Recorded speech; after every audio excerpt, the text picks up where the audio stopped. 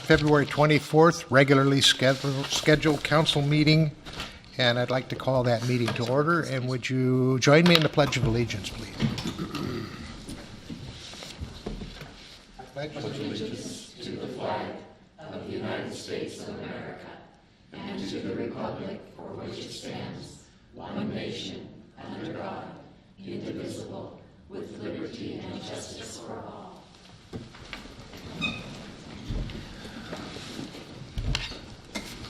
Okay.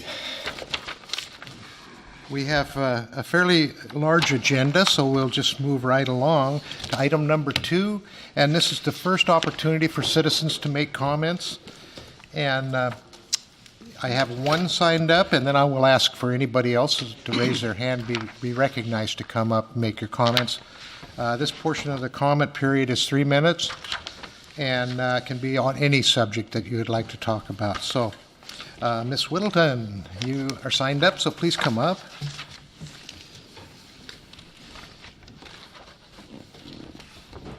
Good evening.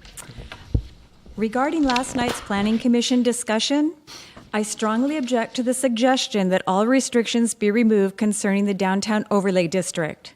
I know this was just a comment, but any thought of this is unacceptable and beyond belief, in my opinion. This could create a hodgepodge driven by development that does not take into consideration the wishes of those who live here. The character of our setting, not to mention the quality of life of those who live in the area already, could be dramatically changed in a negative fashion by not observing the restrictions currently in place. A great deal of consideration went into these restrictions not many years ago, with the expectation progress would function within those guidelines.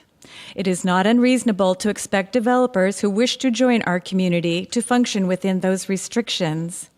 In addition to this, if any conversation even hints in this direction in the future, I strongly request it be brought before the public before any decisions are made. Thank you. Okay, thank you. Ms. Whittleton was the only one that signed up, but if you would like to address the council, please raise your hand at this point in time. Sir.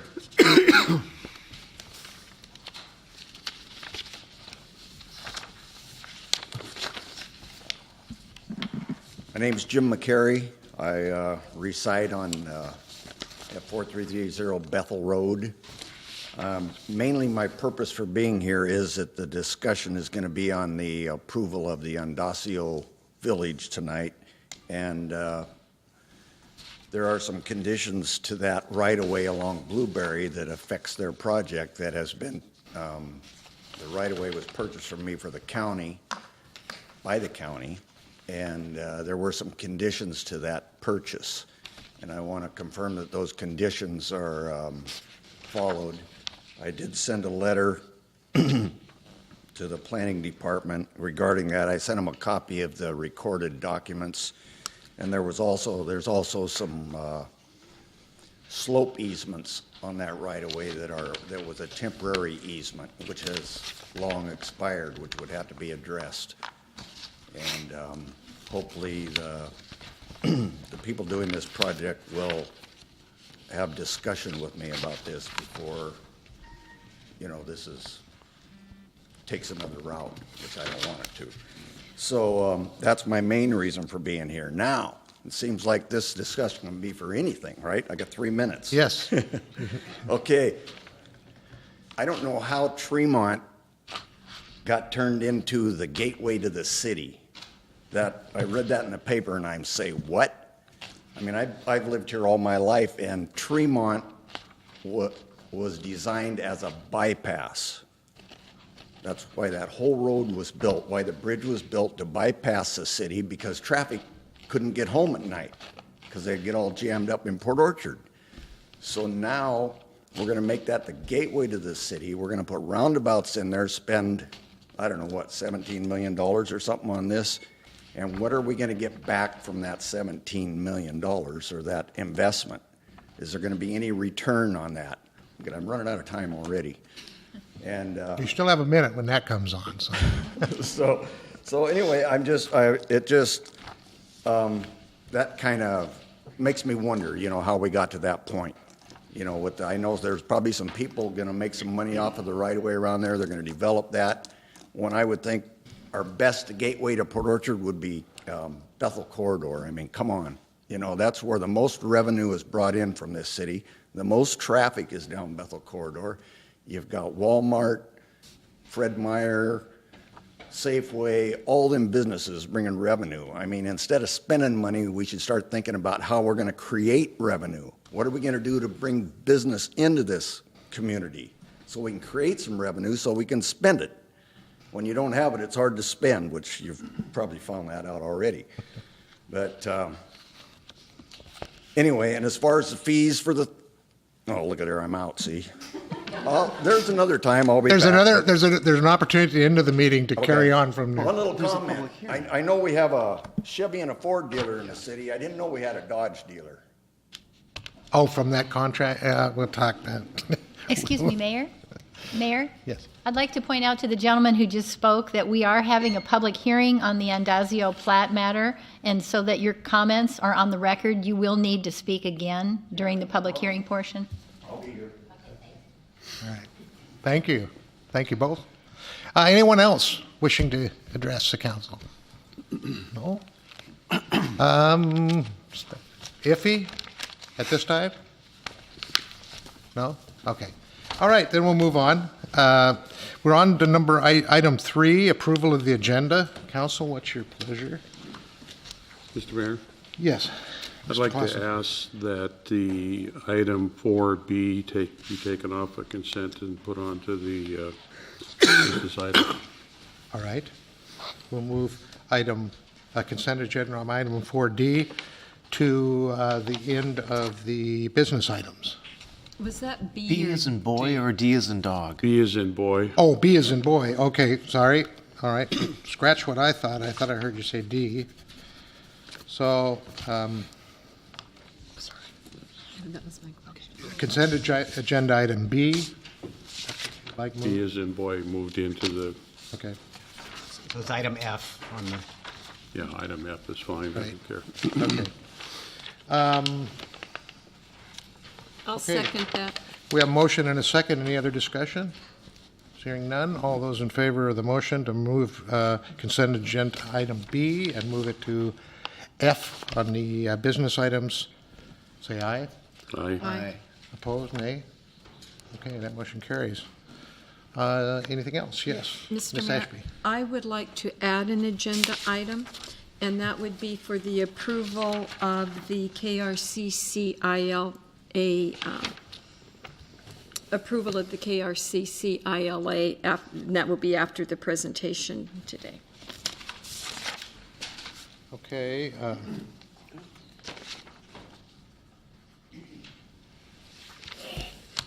All right, yes.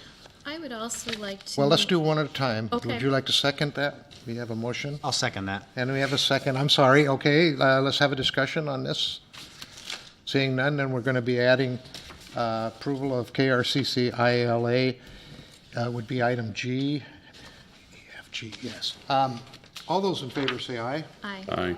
Opposed, nay. That motion carries. Ms. Lucarelli. I would like to also move another item off the consent agenda, item 4D, and move that to item 7H. Since the gentleman just asked a question about that, that would provide an opportunity for an explanation. Okay, all right. We have a motion, Second it. and we have a second. Is there any discussion? If not, then we'll be voting on moving D, item D of the consent agenda, and giving it item H of number 7, the business items. All those in favor say aye. Aye. Opposed, nay. That motion carries. Yes, sir. Business item 7C, in looking at and reading through that, I feel like it's a little bit to the soon to be doing that since we don't have our new city attorney in place, and changing the regulations makes me a little nervous, almost like the cart before the horse, and I'd like to set that item off until the new city attorney, I know we have our, I guess it's a motion, so set it off till the new city attorney's in place and had a chance to take a look at it. Which item? 7C. 7C. Would it be better to, just discussion here, to debate that issue at that time when it comes up as an agenda item? I don't care. I just Whether we- think that item should wait until we get the new city attorney in place. Well, that would be, that would be a good comment to be made when we get there, but To potentially continue it when we get to it? Okay, I'll withdraw and we'll do it that way. okay. Is there any other corrections, any other changes? Mr. Mayor, I would move to approve the agenda as amended. Second. All right, we have a motion and a second to approve the amended agenda. Is there any questions? All right, seeing Well, I have none- another Yes. proposed amendment, but Oh, you mean amendment to the, yeah, I have an addition to the agenda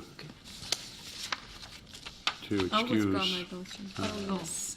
Councilmember Cartwright, who's under the weather. all right, that can go under the consent Put agenda, in the consent if that's acceptable. okay? Oh, second, excuse me, Mr. Cartwright. Okay, the motion and second is to excuse Mr. Cartwright and add that to his excusal to the consent agenda, last item on the consent agenda. All those in favor say aye. Aye. Opposed, nay. Okay, we've added that to the last item on the consent agenda. Okay, we're still working on the consent agenda. I think we have a motion to approve the We have a- agenda as amended at this point. Okay, we do have a motion and a second to approve the consent agenda as amended. No, the agenda. The full agenda. The full agenda as Okay. amended.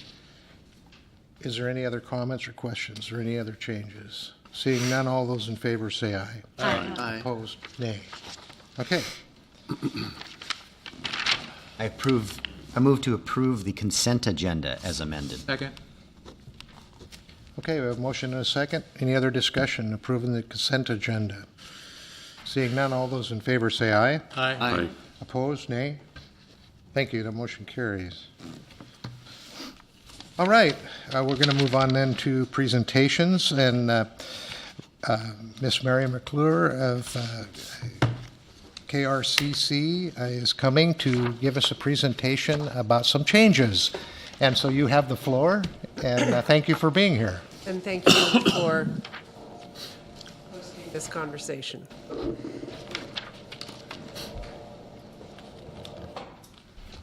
There are a number of interlocal agreements that are, and a number of changes within the Kitsap Regional Coordinating Council that we're seeking support from the member agencies, the cities, the county, and the Port of Bremerton being the major members of the agency who have votes on the council. There are 3 different interlocal agreements that I want to talk with you about tonight. The first is the KRCC ILA, which has been in place since, I think, 2000, which defines the structure of Kitsap's interjurisdictional collaboration on a range of different subjects. The next is 2 different ILAs concerning grant programs that the KRCC is involved with that we want to transfer from KRCC to Kitsap County.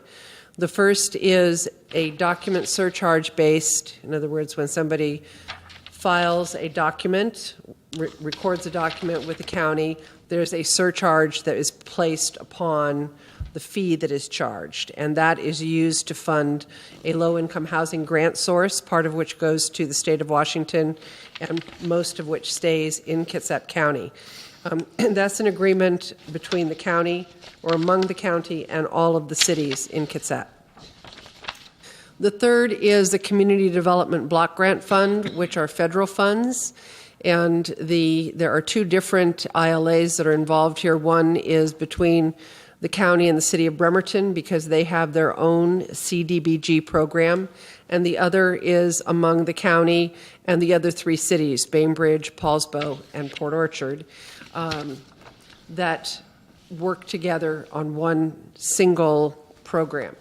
And these changes, the changes that are involved here, come out of over a year of planning for transition for the organization. So I want to start by talking about the Kitsap Regional Coordinating Council's ILA. And in the beginning of 2014, and I want to thank Councilman Patonsu for his really valiant and consistent participation and chairing of this transition committee. The question was, what do we want KRCC to continue or change into being?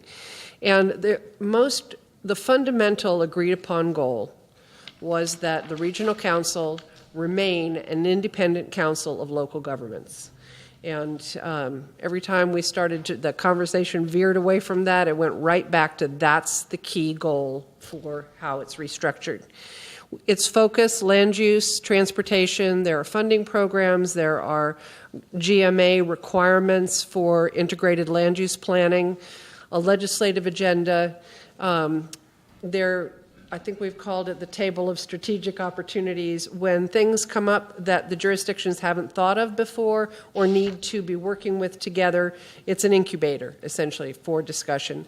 And then the last piece is a small program which several of the cities and many other jurisdictions and agencies throughout the county participate in, called the KitNet, which is based on the fiber backbone provided by the Kitsap Public Utility District and is a self-funding $15,000 a year program. It's small, but packs a real punch in the IT universe. So that was the agreement and the proposal to the board of KRCC, which carried through the rest of the discussion during 2014. The question then was strategic implementation. How do we make this happen? And one of the key questions that was asked was management services contract, which is how the council's been staffed since 1999, or an employed staff. The obvious advantage of employed staff is continuity. It may not be obvious, but in our given situation, the advantage of the management services contract, aside from existing continuity, is basically that it's lower cost. So in thinking that through, the decision was to modify the existing interlocal agreement to enable hiring staff. And in 2000, up through about 2007, the existing ILA very clearly permitted the KRCC to hire staff. It was, the ILA was put in place according to the Washington State Interlocal Cooperation Act, which in 2000 was broadly interpreted. Many organizations throughout Washington State are organized in the same way that KRCC is, which basically says it's an independent entity under the Interlocal Cooperation Act. Well, and it said you can hire people, you can enter into contracts, you can do all sorts of things like any independent entity. Since 2000, and I should mention that the Puget Sound Regional Council is organized in the same manner. So this was not an outlier by any means. But since 2000, there has been reinterpretation and some real push from the legal community to tighten up the interpretation. And the current advice from our attorneys was that KRCC, as it is more likely to be interpreted as a joint board than as an independent, separate entity. And so with that, the new ILA that you're being asked to consider at this point sets up KRCC as having an administrative agency or agencies. In other words, that there is a sponsoring agency that hires and houses the regional council, which then needs to be organized in such a way and operated in such a way to achieve that independent council of local governments.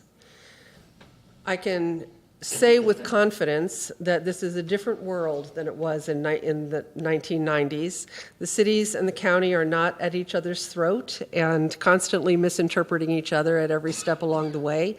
It is not, however, assured that it will always be as congenial and collaborative as it is now. And so the discussion of how to structure having an administrative agency of which KRCC staff are a part, that remains independent and devoted not to the administrative agency's goals, but to the regional council's goals. And so there are a number of elements of the new interlocal agreement that are specifically in there in order to assure a independent council of local governments. The first is the calling out that the Kitsap Regional Council Executive Board is, in fact, the authority on what happens within the regional council. It performs all council actions, which includes approving budgets, and it appoints and manages the executive director, and that creates the path of authority that leaves the regional council intact as an independent agency, not agency, but body. The other question that came up and is currently being discussed within the regional council board is whether or not the administrative agency should be a single agency that provides a whole range of administrative support like HR, fiscal agent, attorney, and so forth, or whether or not those functions should be divided up among the member agencies. And the challenge is that a single agency would mitigate away from the independent local government council, but it would be much more efficient and possibly cost-effective than dividing up the responsibilities among different agencies, so that you have, imagine an executive director that has HR over here and fiscal agent over here, and oh, by the way, there's the attorney. It could become less efficient as an organization. So that the cost and that question are currently being discussed and won't be finalized really until the ILA is in place. The ILA that you have also does a number of other things, so some housekeeping, some very important. First, it clarifies the existing voting structure, which was never worded very well in the existing ILA. It defines the membership. It says members are either full member agencies who pay dues and vote, or associate members who pay dues but don't vote, but who are important to be at the table for really coherence of policy development. And ex officio, which is a special category for Naval Base Kitsap because they don't pay dues to anybody and they don't vote on anything local. So they have a special category, but again, are very important to be at the table with the cities, the county, the Port of Bremerton, and so forth. The ILA provides flexibility for the future. It allows a wide array of operating strategies.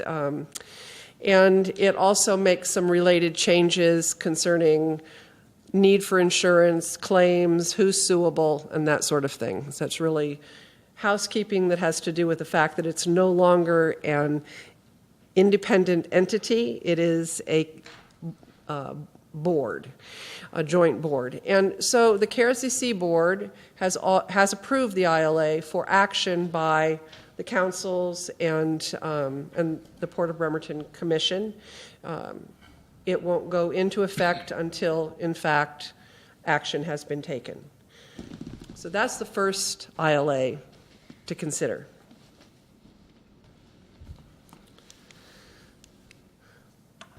During February and through April, over the next few months, what we're working to do is, for that ILA, is with the cities, the county, and the Port of Bremerton. I believe the county took action on that last night, I believe, but they were scheduled to.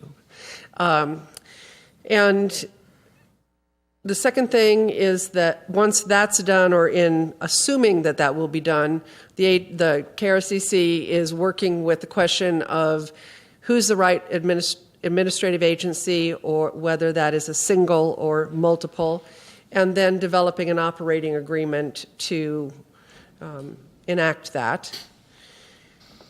Over the next several months, there will be an executive director recruitment process in place, and which the transportation and planning directors will have input into, so that, because they're as important as all of the elected officials that the executive director works with. And so I think it's a pretty coherent and inclusive process that the executive committee has proposed. And then finally, and very importantly, I think the executive committee and the executive board will grapple with the question of cost, not only transition cost, which there are a number of strategies being talked about in terms of housing it in existing space rather than renting somewhere and so forth, for transition, and then annually and into the future, what's the actual cost to the council? It's pretty clear that it will be higher than it is currently, and again, there are a lot of strategies that are on the table right now to try to figure out how to handle the additional cost, and that will unfold as we go forward. I can't really predict exactly how that's going to play out.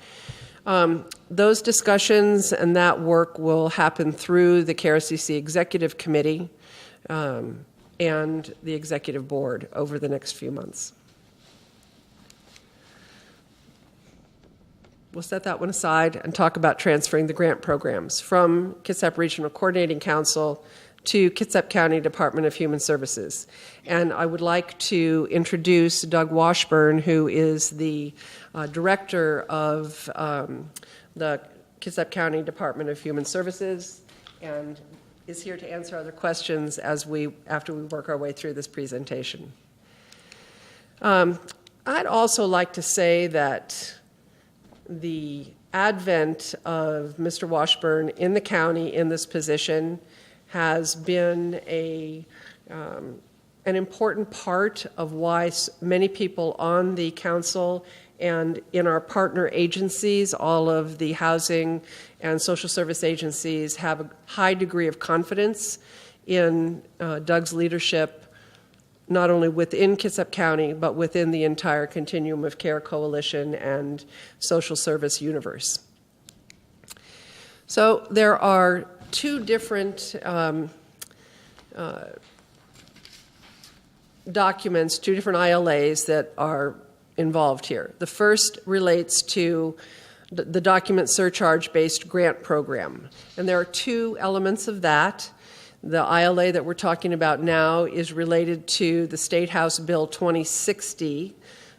This was developed about 11 years ago, Low-Income Housing Grant Program, which this year will have about $215,000 to distribute.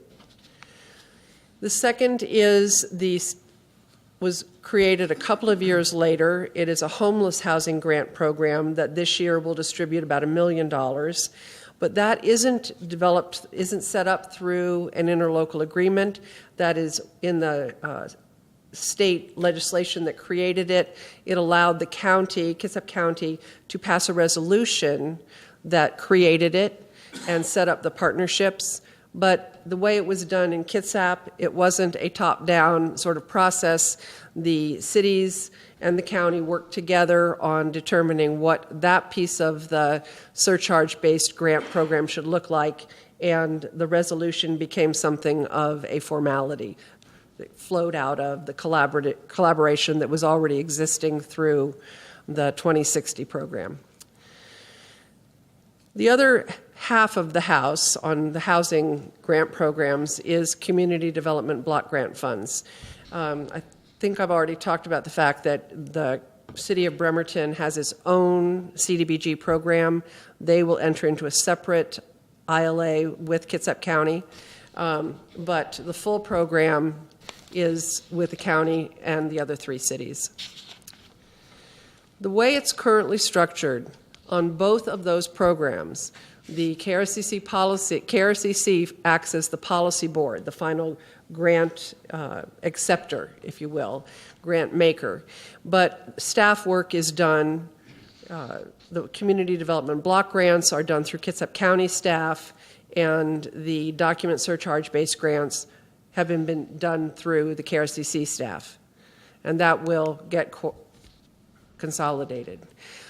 As we've talked about consolidating these grants, one of the questions is how do we not lose the innovation that these programs have been known for statewide? Our grant program manager, Kirsten Jewell, is a frequent speaker to other counties in Washington State concerning how we've structured this program. She has been, she's on the governor's advisory board for homelessness. And so on and so forth. It's a well-known program throughout the state. We don't want to lose the good things as we move it into a more efficient and probably effective setting. An example is a coordinated grant application process that we set up several years ago. And so we have the CDBG, and on the two sides, one the county and the three cities and the city of Bremerton, and then we had the surcharge grant programs. And the thought was, let's have one application for agencies to submit, let's have one grant review committee process, and allow staff to take the recommended awards and fit them best to the source of funds, which is a real complicated, messy process. And it's worked very well. We've reviewed it every 2 years with all of its users and get very high recommendations from all of the program users that it works well. So we didn't want to lose that. But this was the right moment, not only because of KRCC transition, but because of some other factors. The first is that the CDBG program for the city of Bremerton was no longer going to participate in the coordinated grant application process because they have chosen to direct their funds specifically to economic redevelopment in the downtown core of Bremerton, which is completely within program potentials, but it takes it out of homelessness and social services for sure. So that left the county and three cities, CDBG program, and the surcharge grant program. So we said, how does this relate to other grant processes throughout the county? Well, in Kitsap County, through Kitsap County, there are other similar grant sources in the sense that they're dealing with some of the same populations. 1% for mental health, community health, veteran services. They're related, and the potential for expanding or extending the coordinated grant application process seems very high and potentially solid. So the coordinated grant application process and figuring out how to consolidate the staff work and the policy boards for all of those things directed us really to the Kitsap County Department of Human Services. I will say we looked closely at the Kitsap Health District because they also have involvement in some of these same issues, but they're not a grant program. They don't operate grant programs. They want to be a part of the consortium, but they don't really want to lead it, whereas Kitsap County is set up to do that. So the KRCC Executive Board approved it as a concept pending city's agreement and execution of interlocal agreement. The interlocal agreement does very basic things. First, it changes, wherever it says KRCC, it changes it to say Kitsap County. The intent is to keep the good of these programs. It records updates to the existing process that have evolved over the 11 years that the program's been operating. They're pretty minor tweaks, but might as well clean that up as well. The other thing that it does is, and this was important to us within KRCC with the strong commitment that we feel to interjurisdictional coordination and collaboration, that there be a continuing role for the cities in the operation of these programs. Make no mistake, the Kitsap County Board of Commissioners will make the final decisions on funding. That will go to them away from a multi-jurisdictional platform. However, there are some opportunities where cities can have a meaningful role and should have, at least in my opinion, and in the board's opinion, a meaningful role in policy and some of the key operational elements. The ILA, as it's written, indicates that the cities will be invited to provide input when the overall policy plans, which is, I think, 10 years for the housing program and 5 years for the CDBG programs, when those are updated. There will be an opportunity for input every year when priorities are set. In other words, each of these programs says, you can do 17 different things with these funds, and every year the board says, and what are we going to focus on? We're not going to exclude, but we're going to focus. There will be an opportunity for input there. And the third is some form of review of the annual award recommendations so that cities can see the award recommendations from the grant review committees and comment. And that would then be passed on and taken into consideration by the Board of Commissioners. The other important piece is an innovation we've added over the last 2 years, which is that each city appoints members of the Grant Recommendation Committee so that there are specific people, not necessarily to carry the flag for the city, but to make sure that there's a balanced representation from around the county. There's another element that isn't here that I think is just as important, and that is that every few years we've done an analysis of geographic equity. Is the money getting spread around? And the first time that we did it, we were alarmed because it was all in Bremerton and nothing in Port Orchard, hardly anything. I think there was one grant over a 3 or 4 year period. And what we looked back and said, it hasn't felt that way, so what's wrong with the way we're looking at this? And so we did another level of analysis that looked at the percent of awards of the money applied for. And what came clear at that point was that there weren't applications coming from City of Port Orchard. There weren't applications coming from City of Bainbridge Island in proportion to their population. And so the City of Port Orchard, there was a lot of work that was done to stimulate other new social services and new housing services in particular, and then those applications started coming in and they started being funded. And I think the ILA does specifically reference evaluating geographic equity over time so that you as policymakers can rest assured that in fact your interests are being served. It's also true in looking at geographic equity in these programs that there are quite a number of programs that are centered in Central County, in Bremerton. Not just because that's where so many people that need those services are, but because that's the most convenient location. And if you don't have a car, being able to take the bus is really important. And so there's a hub, as there is in every single county in Washington State, that has a greater concentration of programs that are being offered to the entire county as opposed to just the people who live in that area. So it's not real cut and dried, but I think that will be there, and we've had quite a few conversations with Doug and the county commissioners and the whole board about the importance of carrying that strategy forward. So during February, we're in operational program transition. We're transferring files, contracts, offices, everything. It's a much bigger job than I anticipated. Kirsten Jewell, who's been our program manager since about the second year of the program, so probably 10 years now, is transferring to Kitsap County. We're working on the ILAs by the cities and the county. Kitsap County will pass a resolution concerning the homeless housing grant program that I mentioned, which parallels the changes in this program.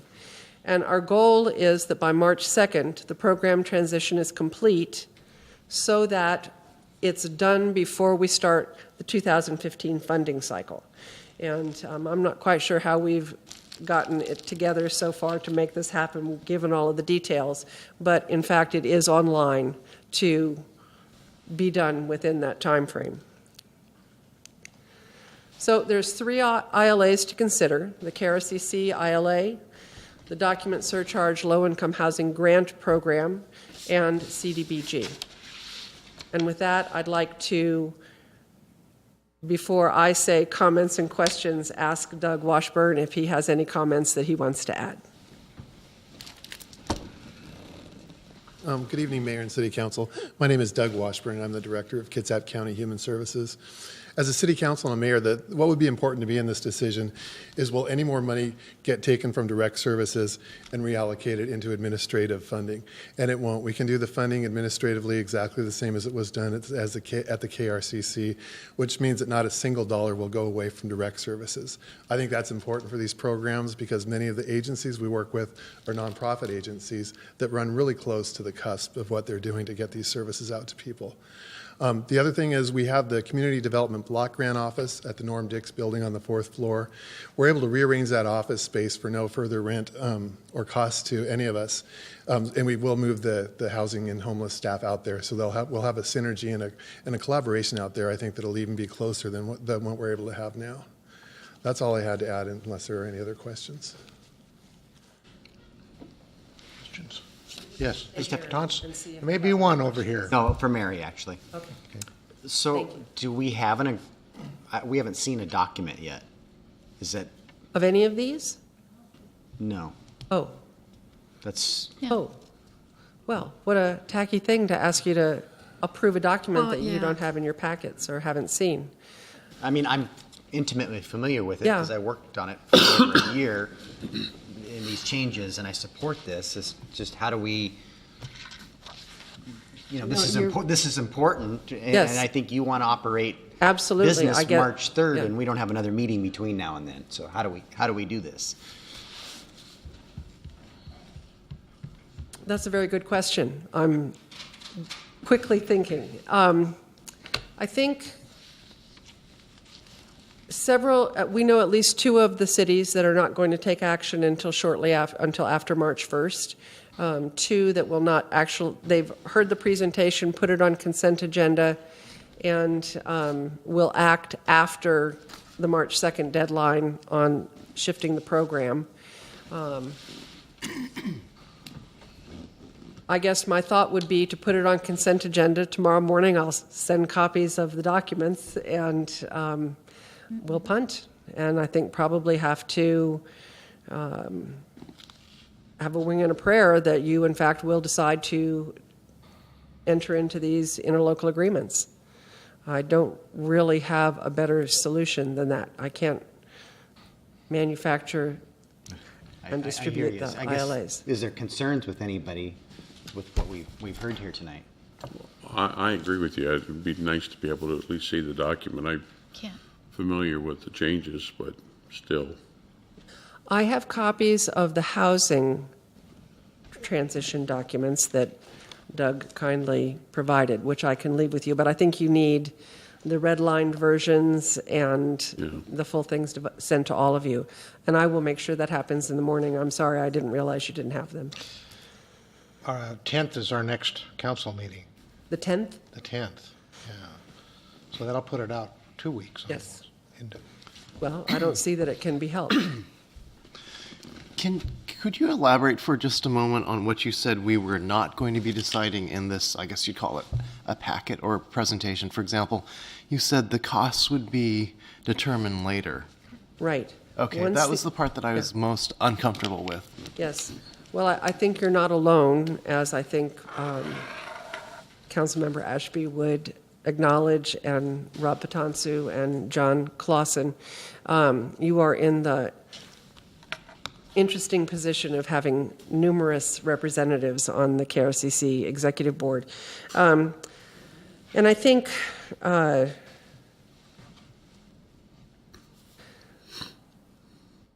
over the next 10 days, the Executive Committee is going to examine the costs of farming out the administrative agency components or doing it all together.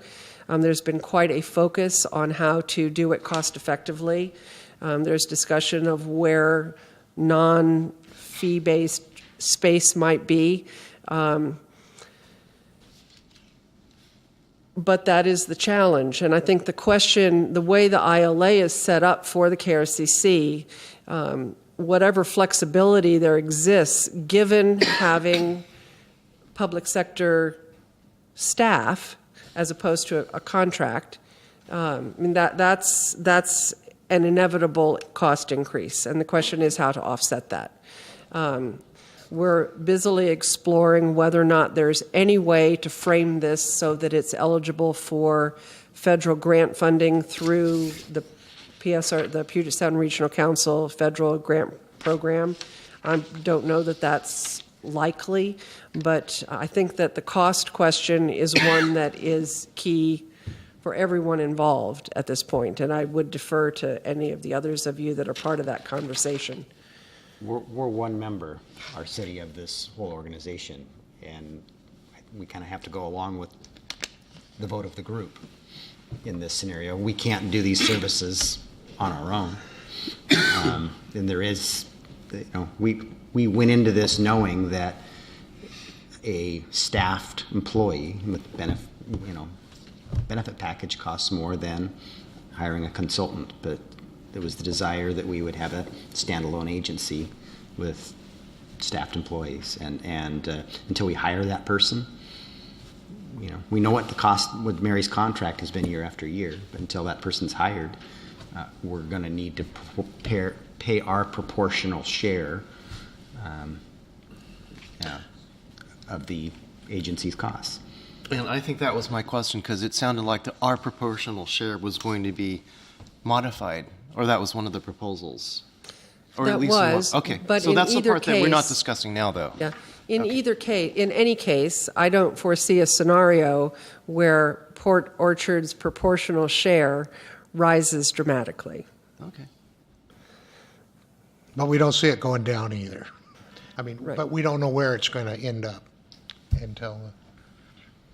The other piece with that is that the contract that KRCC had with the consulting firm was coming to a natural end at the end of 2014. And so there was going to be a cost increase whether we renegotiated with a consulting firm or whether they went to the employee-based scenario, the joint board scenario that we're at right now. Other comments, discussion? I should mention that the transitional contract that's been entered into is at the exact same level as last year. So, Correct. Thank you. Okay. Anything else then? So we'll be seeing the materials for the next meeting? I will send them tomorrow. Okay.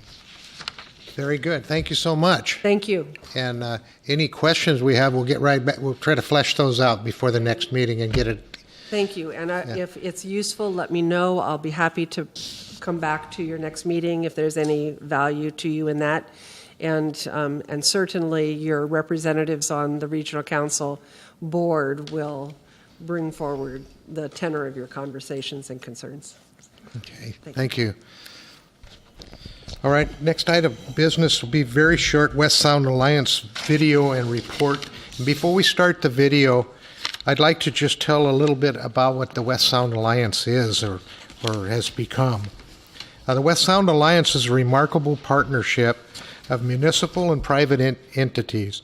We began first meeting I believe was in middle of July 2014, to address our joint traffic congestion concerns in the West Sound region. These municipalities include Kitsap County, Mason County, Pierce County, as well as all the major cities, transit agencies, ports, port commissions, and economic development agencies in the three counties. That represents the stakeholders, and we have over 19 members on the West Sound Alliance. And the West Sound Alliance primarily, let me really just cut right to the chase, is to give our legislators reports on what we think are the most important transportation projects in the Tri-County area that really affect all of us together. And let me tell you, I was at all the meetings except for one, And that very first meeting, if you saw all of these different groups, mayors and councils and port commissioners, all in the same room from 3 counties, you'd have thought this is not going to go very well. And within 7 months, it's actually went outstanding. We have a packet. I'll ask you to, on your way out, to take a look, and you'll see a sign-up sheet out on the table just outside the double doors, and it says West Sound Alliance sign-up sheet. If you sign up and put your email address, we'll give you all the electronic information about this organization that you might need. Right now, it's safe to say that what we really need is, if any of you are very good friends with Senator Angel, wouldn't hurt if you called her, wouldn't hurt if you talked to her, and wouldn't hurt if you said, you know what, I believe in what this West Sound Alliance is trying to form, and I believe in some of the projects that they're pushing right now. With that as a little segue into this, we'll show you the video that the West Sound Alliance created in this 7 months. I just have to tell you, after I've been in government for almost 3.5 years, nothing works this fast, especially with 3 different counties working on it. So basically, just to get this far is a miracle. And so this is a very short video. It'll hold your attention, I think. So could you play that, Randy?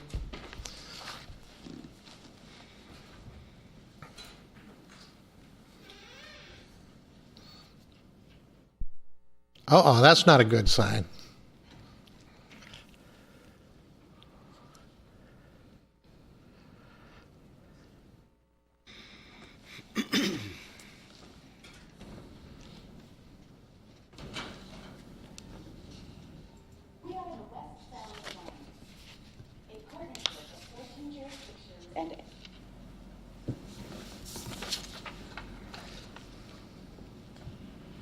We are the West Economic Development Organizations that are part of the beautiful central Puget Sound region. In a remarkable joint effort, we have identified solutions to current traffic and infrastructure roadblocks along several state highways and ferries.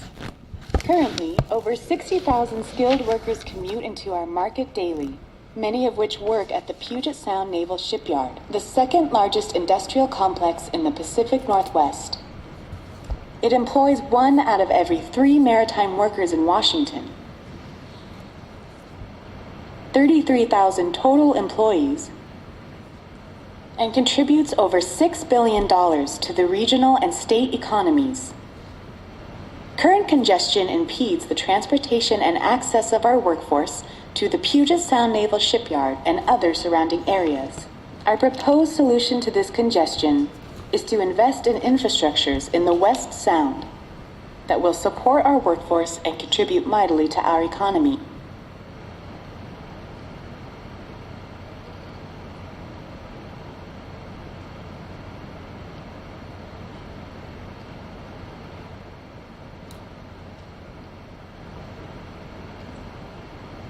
These investments will also indirectly relieve traffic on the East Sound's main north-south I-5 corridor and are modest in cost.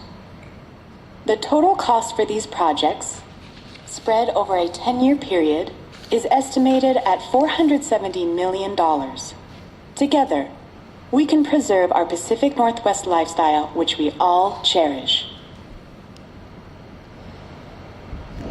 Okay, I have for the council, if you'd like a video of this, if you'd be out and about and your organizations would like to present one, I have some copies. Just see me after the meeting. I also have some big packets that have all the information plus a lot more information. And like I said, folks, if you use the sign-up sheet out there and give me a website or an email address, then I'll get you information about this also. But primarily, I just want you to be aware that 19 jurisdictions in 7 months produced these packets, and are at Olympia as we speak, talking to our legislators. And I look at this as being a counter to a lot of the big bridge and tunnel projects, that the mega projects, as I call them. And this is our answer to that. This is us combined saying, look at us, we need some things over here. And so that's the whole purpose of the West Sound Alliance, is to go to the state and say, we have needs also, and these are our high priority needs.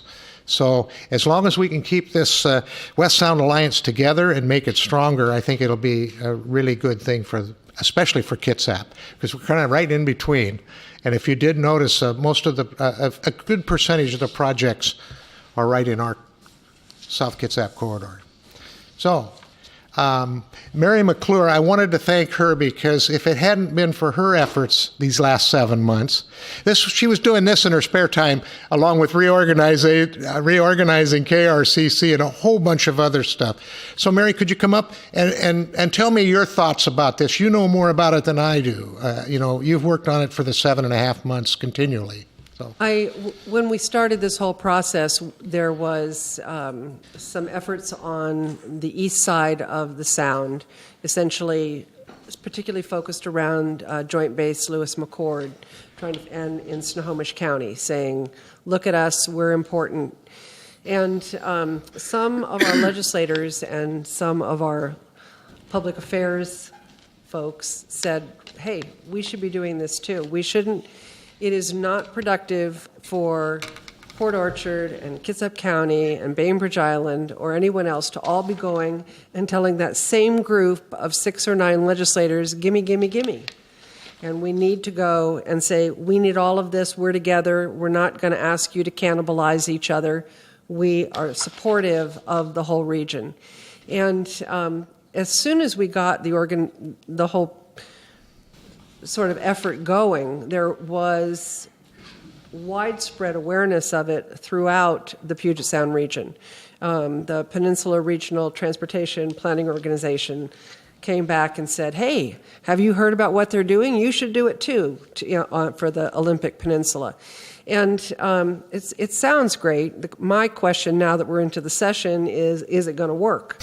Because if there is a transportation package, and part of the message was pass a transportation package, was it going to have enough for us? Or was it going to really only have the projects that were already sort of foregone conclusions? And right now, the package that's been released from the Senate Transportation Committee doesn't have much at all for Central Kitsap. And to wit, the mayor's comment that if you have a connection to any of our legislators from this area, this is the time to wave this piece of paper in front of them and say, hey, what about the Gorse Corridor? How about some more projects on this West Sound Alliance list? And I think the concern that everyone in Kitsap had in the beginning was that Mason County and Gig Harbor weren't going to stay. No, it's actually, they have been at least as passionate about holding the alliance together and building on each other's strengths. And it's been remarkable to watch it come together.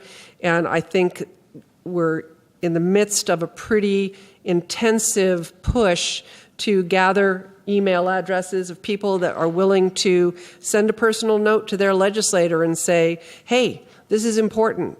Thank you for what you've done so far. Put some more of our projects on. And the proof will be in the pudding, and the sausage has not yet been made, but I think we are online to get a lot of people giving the same message to all 9 legislators from this area, plus the entire transportation committees for both the Senate and the House. So it's a good thing. It could work. And the other thought, too, I have is this is a baby initiative here. This is only 7 months, 8 months old. And to get this far with a video and a presentation package that we're all delivering to all our electeds is pretty good. And even if we're not, I use the word uber successful, if we're not greatly successful this year, we're not going to give this up. West Sound Alliance will be here next year more stronger than it is this year. So, and I know how we'll tell, first of all, because everybody else will be doing it. They'll be using this as a business model for how to do this. So, anyway, thank you so much for all of your efforts. You know, really, I can't thank you enough because it wouldn't even be here. Most of this is your work. You know, so thank you so much. A lot of good colleagues collaborating. You have, but you did a lot of the work. Thank you so much. Okay. We'll move on to the public hearing. And Mr. Bond, public hearing number A, would you tell us about that, please? Yes, thank you, Mayor. In April 2014, the City Council approved Resolution 004-14 to update the Department of Community Development and Public Works permit, application, and review fees for the first time since 2006.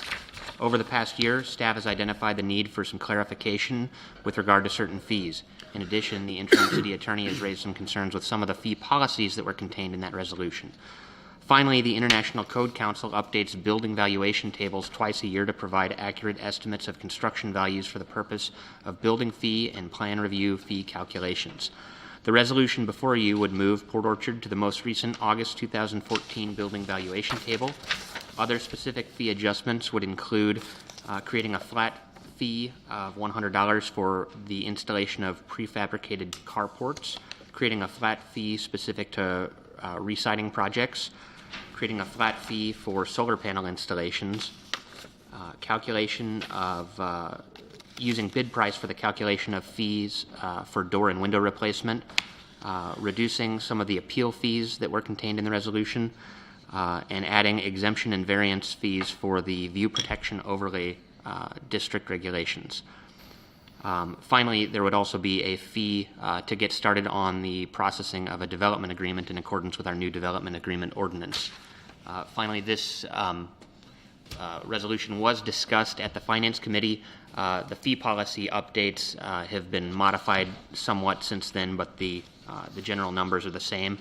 And as far as alternatives here, you don't have to go to the current building valuation table. That will increase building permit fees.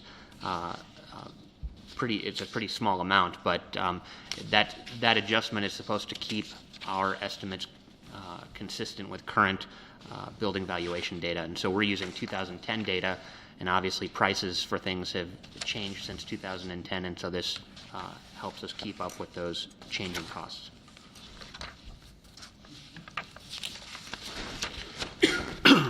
Okay, thank you. I'll hereby open the public hearing and open public hearing.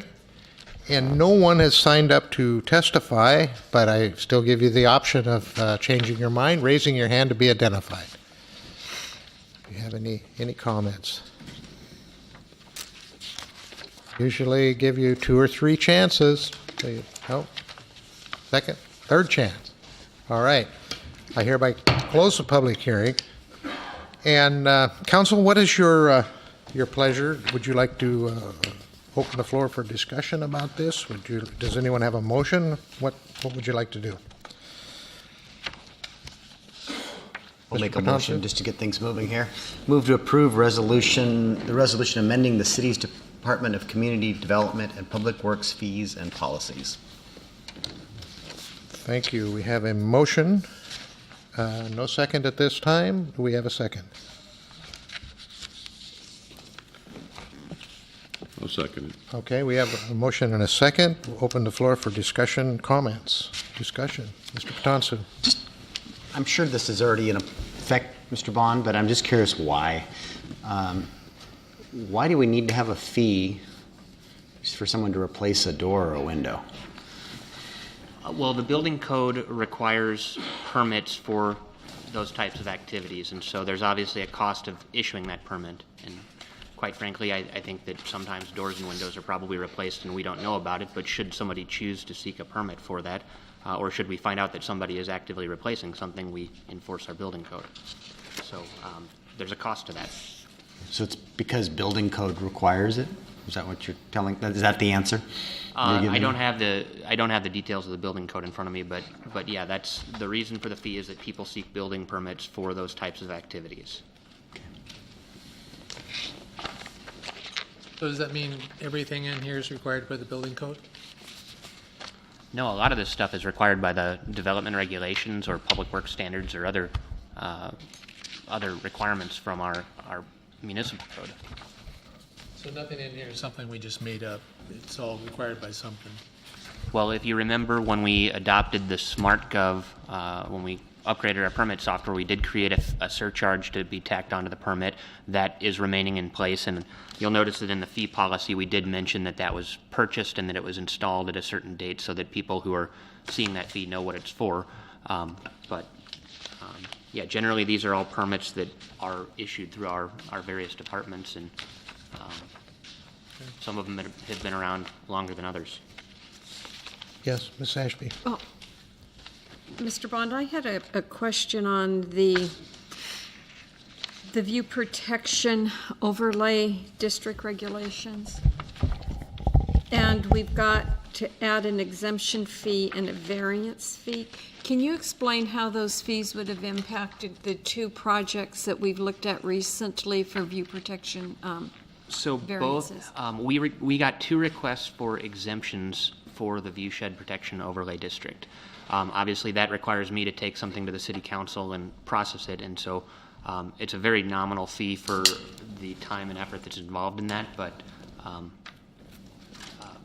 it's, it's not something you have to have, but it's certainly something that you're having us work without having revenue come in to cover that Neither cost. one of those would have been involved with the hearing examiner piece. What do you have to do to become involved with the hearing examiner piece on that? So the hearing examiner, you're going to pay the actual fee, the actual bill that we get for from the hearing examiner for your hearing, plus there's the base staff review fee, which, like a conditional use permit, there's a number, and I would have to turn to that page, but it's like $1,000 plus the hearing examiner fee. And then when you actually go to build your project, there's a building permit, or there may be other things that are done in conjunction with it. There could be critical areas reports that are reviewed. It just varies from project to project.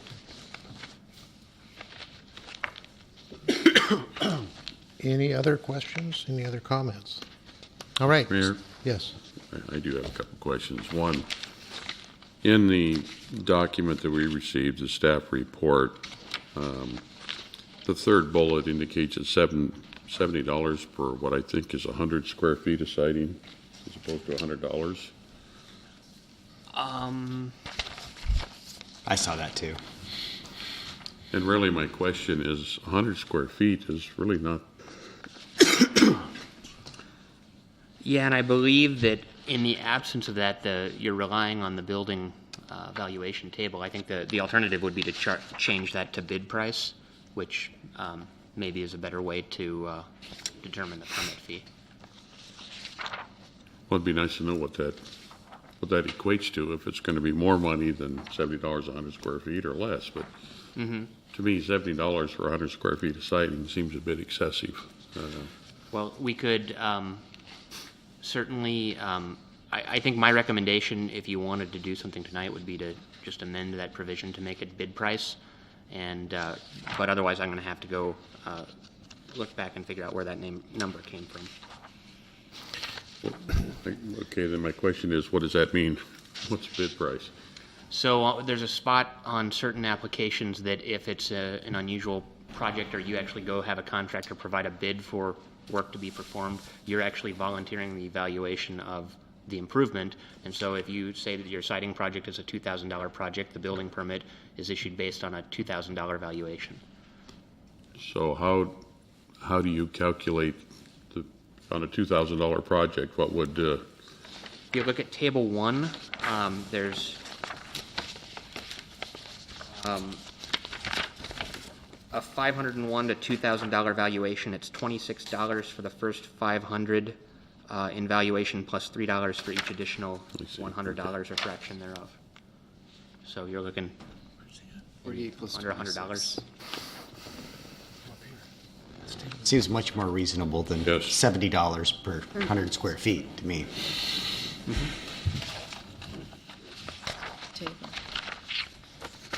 So then this is the same table for the doors and windows or whatever it was. Yes, correct. Yeah. I have a question.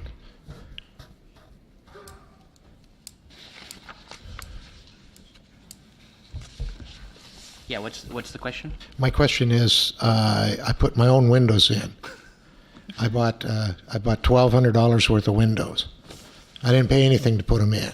You're going to get it.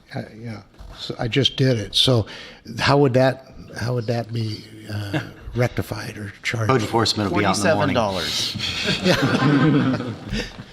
Honestly, I rely on the building inspector for a lot of this information. That's his specialty. And Okay, not sorry, mine. I didn't mean to put you on the spot, but because the bid is good if I went out and got bids for it, but I didn't because I did it over a period of time. you Yeah, know. generally, if you're using your own labor, you would use just the material cost. Okay, all right, thanks. Any other questions? I'd like to offer an amendment to this that I think speaks to this for item number 3, dealing with citing permits, that we use the valuation table.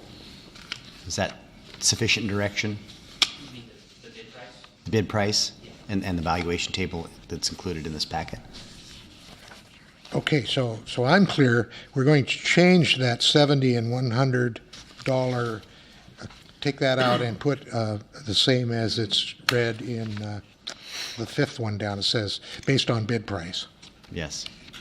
That's a motion. That's your I motion. would second that motion. Okay, Nick, is that? I've got that written down. Okay. I'll make that change prior. Any other discussion on the motion then? All right, all those in favor of the motion on the floor say aye. Aye. Opposed, nay? Okay, that motion carries. So now we're back to the main motion. And discussion? Seeing no more discussion, then we're going to be voting on approval of the resolution as amended of the City Department of Community Development and Public Works fees and fee policies. All those in favor say aye. Aye. Opposed, nay. Nay. Let the record show that one sounded in opposition, and that motion carries. Thank you. Okay, we're going to move on to public hearing 6B. Mr. Bond, could you tell us about that one, please? Yeah, just 1 second. I'm Being helped by the treasurer, maybe.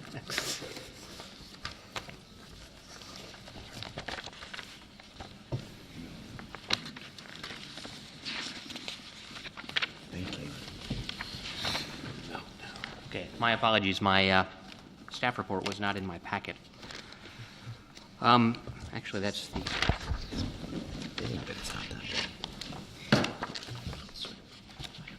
Or possibly in my pack. There we go. Okay, the city has received an application for a development agreement to amend the conditions imposed on the preliminary plat by the Kitsap hearing examiner for the Andazio Village project. This development agreement is being reviewed concurrently with an application for a minor plat amendment application, which is set to be approved if the development agreement is approved by the City Council. The Andazio Village preliminary plat was approved by Kitsap County prior to the city's annexation of the area. It was approved at about the same time as another plat located along Southeast Blueberry Road. When jurisdictions consider applications which are to be constructed at the same time, they often consider the cumulative impacts of the projects when determining mitigation. In this case, the two projects located in close proximity were both granted preliminary plat approval. Andazio Village was approved for 64 lots, and Blueberry Ridge was approved for more than 100 lots. The mitigating conditions under SEPA and under the preliminary plat approval were based on the impacts of both projects combined. Apparently, the hearing examiner did not consider the possibility that one of the two projects would not be constructed. Construction of the Blueberry Ridge project has not been initiated, and a preliminary plat approval is set to expire on January 28, 2017. The city has not been approached by the property owner about the possibility of resurrecting the project. Andazio Village, the smaller of the two projects, has been bought by a developer who is seeking to construct the plat. The developer of Andazio is currently required to construct improvements, which the county determined were needed to accomplish both projects, even though the impacts of the larger of the two projects will not be realized. The hearing examiner required improvements in the Andazio Village approval, which are beyond that required to construct, or required to accommodate the Andazio project in the absence of the Blueberry Ridge project. The preliminary intent of this development agreement is to reduce the number and scope of the conditions of approval as required in the county hearing examiner's decision, and to ensure that the requirements are proportionate to the impacts created by the Andazio Village project. The development agreement has been prepared to comply with the city's new development agreement ordinance. The hearing examiner's conditions were modified in the development agreement to eliminate the projected impacts of the Blueberry Ridge project as follows. A project extension is being offered to allow construction through January 30th, 2017. Amendments to the preliminary plat conditions of approval, including but not limited to requirements for internal road standards to conform to the city's adopted road standards and to facilitate dedication of public roads to the city. Reduced requirements for off-site road improvements, including elimination of a traffic signal, which is not required in the absence of the Blueberry Ridge project, as evaluated in a supplemental traffic impact analysis submitted to the city. Requirements for the construction vehicle access to designate the city's preferred means of accessing the site for development, and a provision for minor modifications in accordance with the city code. The benefits of the agreement to the city, which would result from plat construction, primarily consist of the developer's improvements to the right-of-way in the vicinity of the project and are summarized as follow. Construction of ADA accessible sidewalks and crosswalks between the development and Bethel Avenue, half-street improvements, including sidewalk, curb, and gutter between the project and Bethel Avenue, and new paving along a portion of Blueberry between the development and Bethel Avenue. Left turn channelization and improvements to the Bethel Road right-of-way at Blueberry, and the construction of 64 homes and the development fees associated with this construction. If the development agreement is approved, staff will complete the review of the minor plat amendment application, which has been submitted by the developer, and that was provided in your packet. The minor plat amendment application seeks the following amendments. 1, minor changes to the interior street geometrics. 2, a change from private to public road. 3, reconfiguring the stormwater facilities, including elimination of several of the central retention pond and the placement of a pond at the northeast corner of the site. And 4, revisions to the open space layout. And staff recommends approval of the resolution authorizing the development agreement as submitted. Okay, thank you. I'll hereby open the public hearing. We have 2 sign-ups. Ms. Whittleton, you're the first one.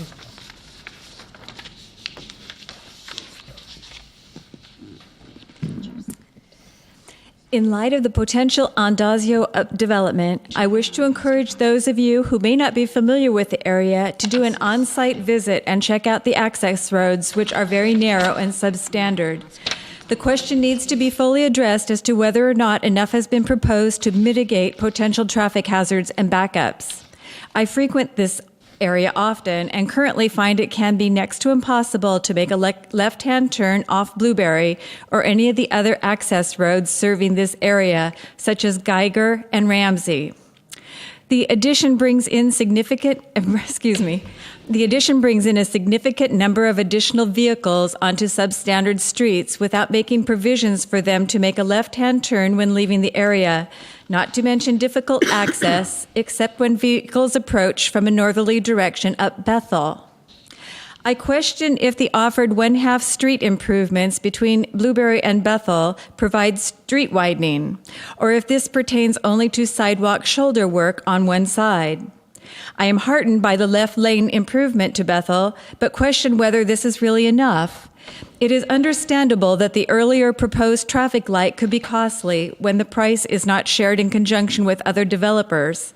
However, is it possible to establish a light with the understanding that future developers will be subject to a latecomers agreement of sorts?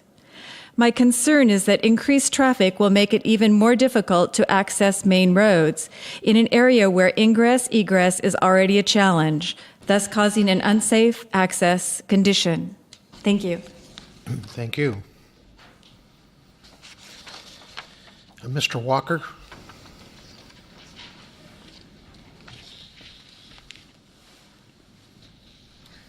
Evening, Mr. Mayor, Council. Good evening. As Mrs. Littleton said,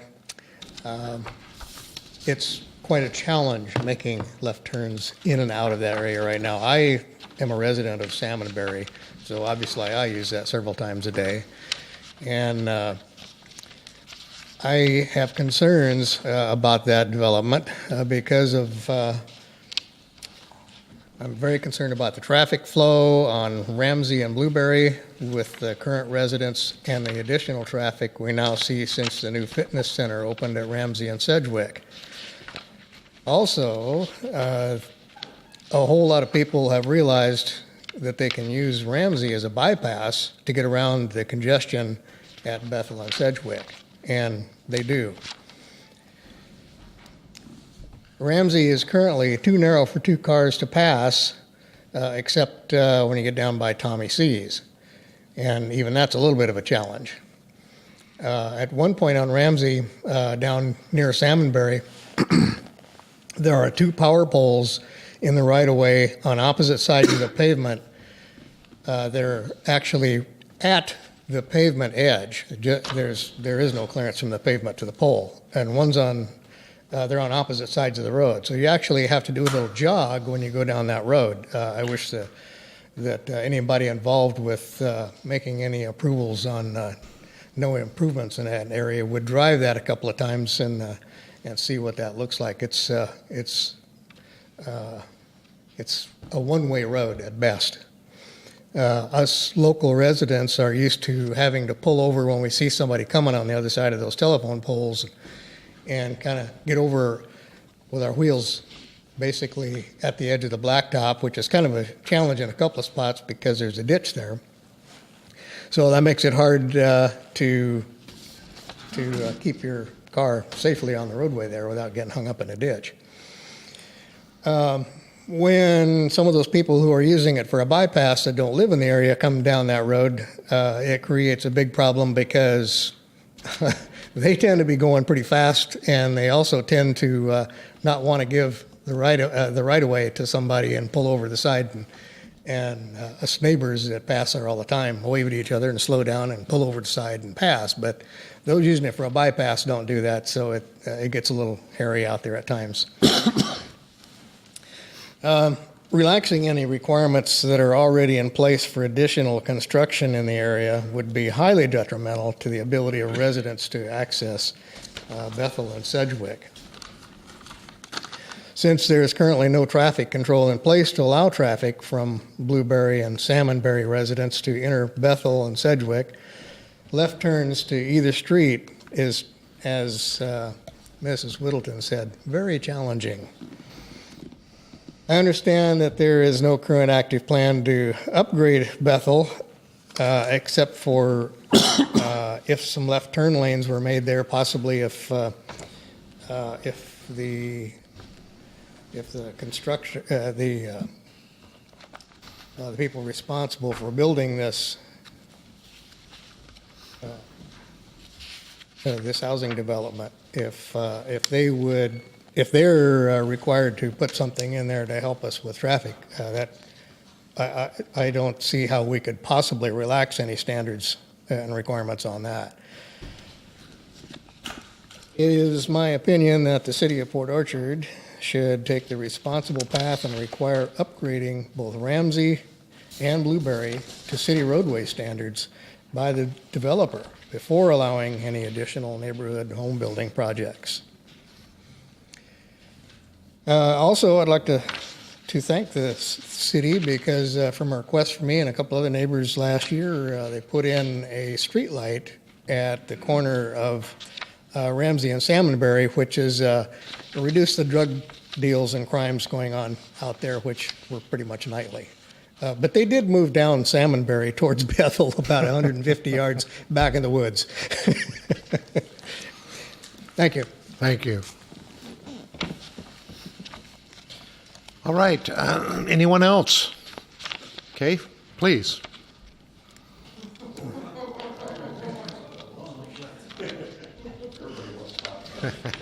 Yeah.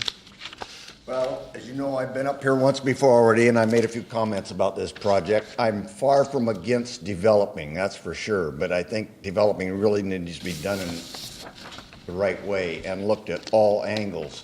This project, I know they want to improve Ramsey from Blueberry to Sedgwick, and from Ramsey to Bethel on Blueberry Road.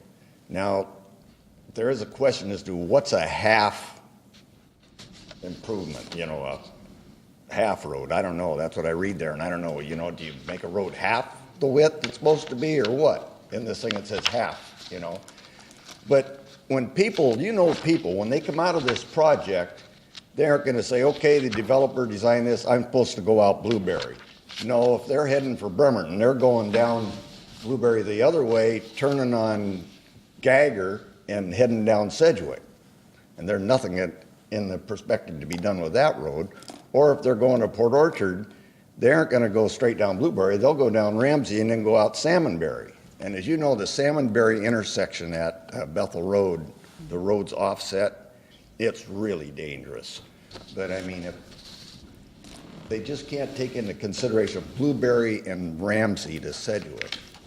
When this project was originally designed, I know the intersection of Sedgwick and Ramsey was supposed to be a right in, right out. Now they put the health club in there, and I don't know what they have in mind for that intersection there. But if somebody was to go to this development and they were coming up Sedgwick, they would not be able to turn left to go onto Ramsey. So that means they would have to go down to Bethel, up to Blueberry, and then up to the project. Or they turned on Geiger before they got to Ramsey and went up Geiger and in the back way, which is the shortest way in which everybody go. And there hasn't been anything suggested about improvements to that road, and it's really narrow too. But I mean, I think a lot of this has to be taken into consideration for the whole project to be really looked at properly, instead of just two of the 4 possible ways into the place. You know, because people aren't just going to go that way because that's the way somebody said they should. So, anyway, I'd still like to know what a half a road is. I can either wait for all the questions to be asked, or I could just give a general. Yeah, once we close the public hearing, then we'll try to get some of those answered for you, that ones we can. Okay, there's this gentleman in the white, and then you. Okay.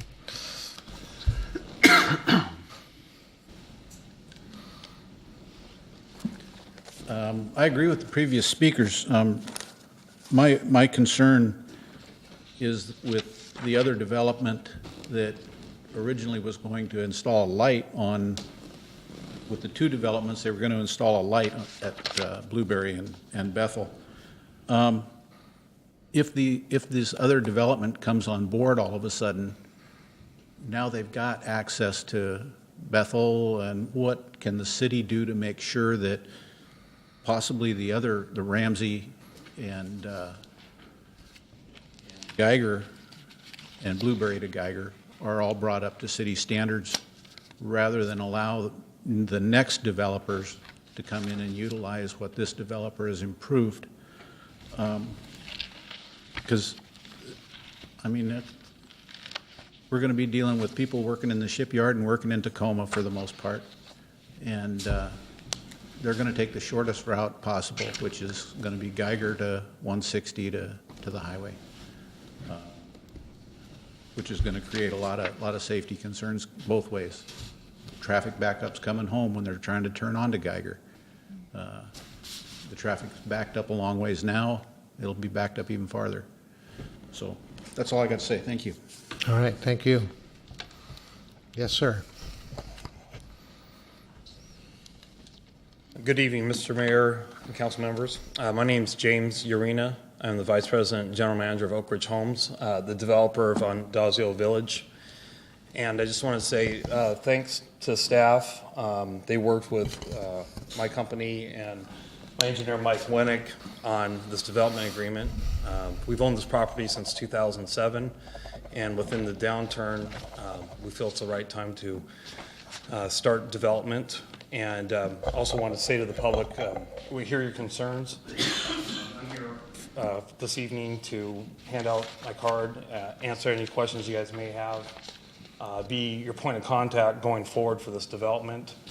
And I'm sure there'll be a lot of questions on technical aspects of this development that Mr. Dorsey and Mr. Bond and my engineer can answer for you. But I just wanted to tell you we're a local developer. Our office is in Gig Harbor.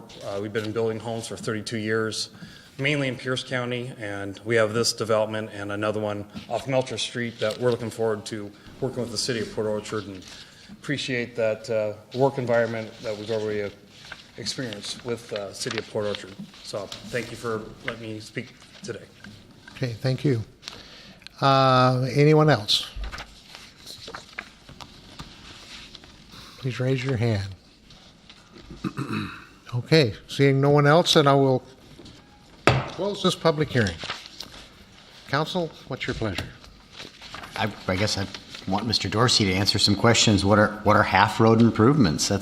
And I think another question that was raised about I believe there's improvements that the health club was required that still haven't been completed. Could you let us know what those are and when those are going to be completed? Because I think it has something to do with the state, I believe. I'd love to explain what's happening out there. Okay, so first let me say that the city, in our transportation improvement plan that I'm working on currently with Nick and the treasurer, we're looking at funding a transportation, a corridor plan between 16 and Bethel on Sedgwick, so that we can lock down these moving targets of, we think commercial development's going to go here, that's going to be the new main entrance, or it's going to be on Geiger, it's going to be at Bravo Terrace, it's going to be at Ramsey. We've had a number of what I'll say false starts, and so we're working right now in next year's budget to actually have a corridor plan. We met with the Department of Transportation to really lock down and define where those points are going to be. And so that's one thing we're working on. That really came out of the West Coast Fitness, which was really the first project that had come in a number of years when a number of other projects had stopped and started. And with the West Coast Fitness project, the Department of Transportation and the city approved a turn lane that gets on from eastbound Sedgwick onto northbound Ramsey. So this summer, they were given an extension. They would have had that built last year, but they ran outside the paving window. They're actually under contract with the Department of Transportation to build a left turn lane to go from eastbound Sedgwick to northbound Ramsey. The West Coast Fitness project is doing that project plus building the full intersection along their improvements. They're building the full road of Ramsey along their frontage. So West Coast Fitness, when they do that turn lane, they'll finish. Ramsey will be a new street to their north line. Then this project in the development agreement is required to finish those Ramsey improvements, the half-road improvements on the section that West Coast is only doing a portion of, and then finishing that all the way to Blueberry. So that's Indazio is going to finish Ramsey, the part that West Coast didn't. Then Indazio was also having to upgrade Blueberry from their westerly property line across their frontage and then all the way to Bethel. And they're also required to do the turn lane. And the reason we had to do this way is, and I'll just say it because people who've been around me know that I just say whatever I think is the truth.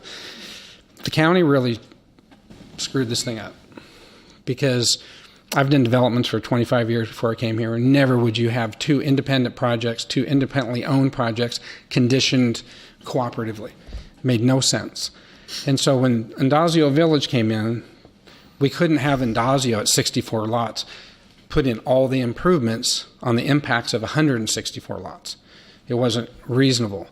So we had to look at what was happening with West Coast Fitness, what we know is going to happen to Bethel, and kind of determine what the impacts, working with their traffic engineer, are truly being created by Indazio. Now, to answer Mr. Whittleton's secondary question is, with Indazio, you're going to have Ramsey built, you're going to have Blueberry built, you're not going to have any improvements west of Blueberry to Geiger, but you're going to have Ramsey and Blueberry, you're going to have turn lanes at those two intersections, and if and when Blueberry comes in, we will, through SEPA, require them to add lights if, the traffic that's generated triggers that. You can't just arbitrarily say, we want you to put in a light. There are. And that permit is still alive, and so it's still a condition of the Blueberry Ridge plat that Right. if they were to come in before it expires, they're responsible for the traffic light and for those other improvements on Blueberry. The continuation. Where is that of other Blueberry. development in relationship to this? Which was that? Blueberry one. Where's Blueberry? It's to the west and north. Yeah, it's below it at the angle that we're looking at. It's if you continue to the west towards Geiger. Okay. It's over there. It's this empty piece right here, I believe. Right, Mark? Yeah, is that Sedgwick? I guess which direction am I looking Sedgwick at? is over here. Sedgwick. Yeah, it's Down, is down below, running horizontal on the. Yeah. It's heading towards Geiger in that area. So they were, very close to, I think they even adjoined each other. Okay, so it's between the existing housing development and this proposed development. There's an existing subdivision. This is turned wrong. Should be this way. Okay. My understanding, if you read the original conditions, the entire length of Blueberry from Bethel to Ramsey, along Indazio, then the Blueberry Ridge development, that would get you all the way to Geiger. But because Blueberry isn't being developed, then we're having Andazio stop at their westerly line. But if and when Blueberry comes in, they will have to finish those Blueberry improvements, put in the signal, and at that point there'll be a decision based on our Bethel, or not our Bethel corridor plan, but our Sedgwick corridor plan, whether Geiger is going to become right in, right out.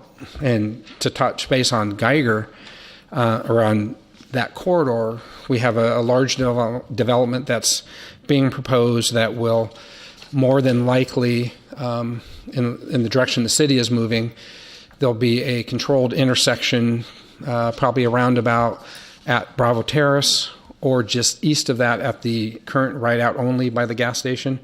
That will be the controlled intersection for all of Bravo Terrace and a development that's looking at accessing through Bravo Terrace. There's also been conversations about what will happen with Geiger and developments that are on the south side of Sedgwick. And then, of course, Ramsey, with the turn lane that's going in there, is that going to be the actual future main intersection, or is there going to be something between Geiger and Ramsey, like a roundabout, and everybody accesses? So we're currently working with the state on just really trying to narrow that down, because the reality of it is on the south side of 160, Sedgwick, you have a very potential large conglomerate of properties, like when Fred Meyer conglomerated, and you could have a very large development. So the city is working with the state to really define an access location plan, a corridor plan, and a road section, so that we have something that we can really work with moving forward. So we are very attentive as to what we're trying to control, what's happening on 160 between 16 and Bethel. We also know that on the Bethel corridor itself, this year we're doing the grind out mill and fill overlay on Schedule C, which is the Bethel Lund intersection. We're currently out fixing potholes. If oil prices are down enough that we can fit in Schedule B, which is from Taco Time down to Salmonberry, for just mill and fills, we will.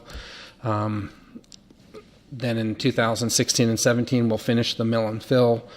We'll be looking at redesigning currently the entire Bethel corridor, I believe, as a complete street, 3 lanes, bike lanes, pedestrian, intersection controls, not a 5-lane. The 30,000 ADT doesn't warrant 5 lanes, to get it into more of a very viable corridor that isn't $50 million. So we're working on that. That's part of our revised transportation impact or transportation improvement plan that we'll be presenting in, I believe, next month. Yeah, the March work study, along with the updated transportation impact fees that are associated with that revised transportation improvement plan.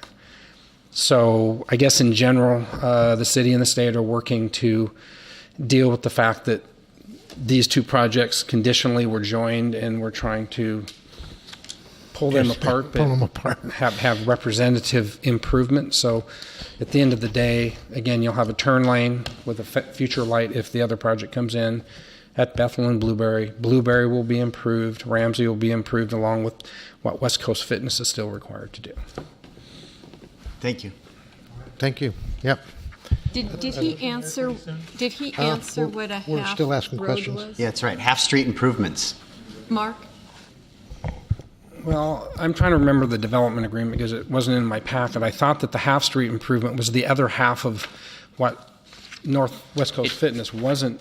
It's going to make the existing road surface will constitute one full lane, and you're adding a full lane with the curb, gutter, Right. and sidewalk. So you're basically building the road to the center line so that it's, and then using the existing surface as the Right, other West half. Coast Fitness was required to do on Ramsey, the turn lane and the widening and the channelization on Sedgwick, then do a full movement intersection at Ramsey and Sedgwick, and then they were building just outside of their turn lanes, then they were having to build their frontage improvements or their half road improvements because there was enough asphalt theoretically for West Coast, for the traffic impasse of West Coast Fitness. But then with this project, we required that Indazio go to where the West Coast Fitness full road improvements ended and continued along the West Coast Fitness frontage, the other side of the street. So they have so Indazio has half road improvements along that frontage to make that section a full road, and then they continue down Ramsey with a full road, How far down Ramsey? all the way to Blueberry. Just to Blueberry. To Blueberry. And then Blueberry gets improved as a full road all the way to Bethel. But Ramsey stays the same to Salmonberry.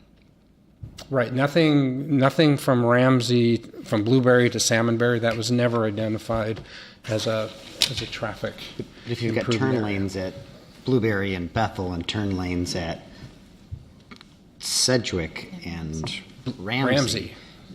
I mean, you don't have a turn. You don't have a turn lane at Salmonberry. So And we know that why would you drive out of your way to go to an intersection that doesn't have a turn lane?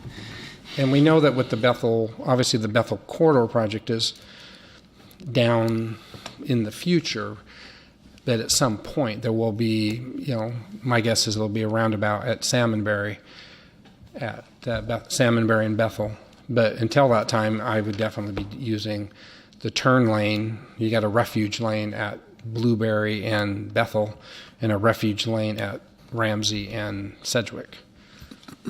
By refuge lane, you mean a center lane? I mean, you have a way of getting out of traffic so that you're not stopping traffic. Yeah. Do those refuge lanes exist now on Sedgwick? No. No. Right now, if you were to turn left north onto Ramsey from Sedgwick or turn Stop everyone west, behind you you. would be stopping everybody behind you. And they do. I'm concerned that we're not talking about anything on Bethel until you mentioned the refuge lane. But without the refuge lane, it doesn't sound like this project would be doing anything on Bethel. Is that correct? There would be no lane to turn left off of Bethel to Blueberry. Well, That's what they're putting in. Well, when you're with turning this. from Bethel, when you're turning Blueberry north, that turn lane will have an acceleration. That channelization will include that center lane, and then it'll taper back into the two lanes. So if you were to pull out, you're going to have a lane to pull into, in essence, a two-way turn lane, an acceleration lane as you're heading north. So there'll be channelization improvements for full movement Blueberry Bethel intersection that at some point in the future, whether Blueberry comes in first and then that is converted into a signal or a roundabout, because that's another issue that right now the Department of Transportation, it used to be that you had to justify a roundabout and put in a signal. Now it's the opposite. You're not allowed to put in a signal first. You have to justify a signal as opposed to putting in a roundabout. So my guess, and I know Bethel isn't a state highway, but you can see the trend where it's moving, is that I would anticipate if Blueberry comes in, that there'll be a roundabout at Blueberry and Bethel as part of their development or as part of the Bethel corridor project. Before we go any further, I want to make sure we've come to the conclusion over here that the paper copies of this material didn't get into our packet. And so did the council members, were you able to find all of the materials, including the agreement and the resolution? The development agreement was not in our packet. Okay. So if that's the case, I think the best course of action is to continue the hearing and resume this discussion once you've seen the materials, because right now we're talking about things that aren't in front of us. Correct. So I'm not sure what happened with printing them. Some of the stuff is online, but all of the documents didn't get on there. Nick, I have a general question. Does the development agreement specify what this project will do to improve Bethel and Blueberry or Sedgwick and Ramsey? Because that's what I was missing from this. You'll see that when you get the other materials. It will be there? Yeah, it's addressing this development's impact on Ramsey, Blueberry, Bethel, and Sedgwick. I, for one, just want to comment. I appreciate that. I mean, this is a substantial investment. I know our roads are substandard. The traffic is a problem. But I appreciate the investment the developer's putting into these roads because they are making substantial improvements. We're all having uncomfortable conversations about our sewer and water rates. Probably the biggest solution we have is more connections to spread that cost over more homeowners. The traffic impact fees that could potentially be driven from this are what are going to allow us to solve our corridor problems. So, well, you just brought up excuse me, Mr. Mayor, but you brought up a question I had because the approval that was received in 2007 by the county had a $500 traffic impact fee associated with it. And so we have not made a decision yet on impact fees for the city of Port Orchard. So I was wondering of the status of the impact fee element. Well, if the council decides to adopt impact fees, they apply at the time of building permit issuance. So as long as you set up your ordinance that way. But so presumably this plat has to be constructed, receive final plat, and that's going to take probably a good 9 months. I mean, at least the construction season this summer, unless they bond all of the improvements. So you've got time to put an impact fee in place and potentially collect it on each of these homes. But they would get a credit against Only if it's in the tip. tip. Yeah, so if there's an improvement that's listed in the impact fee study, which I don't think any of these are. I mean, the channelization on Bethel is unrelated to Bethel widening, so I don't know that there would be any credit offered. It would just be a fee to pay into other system improvements.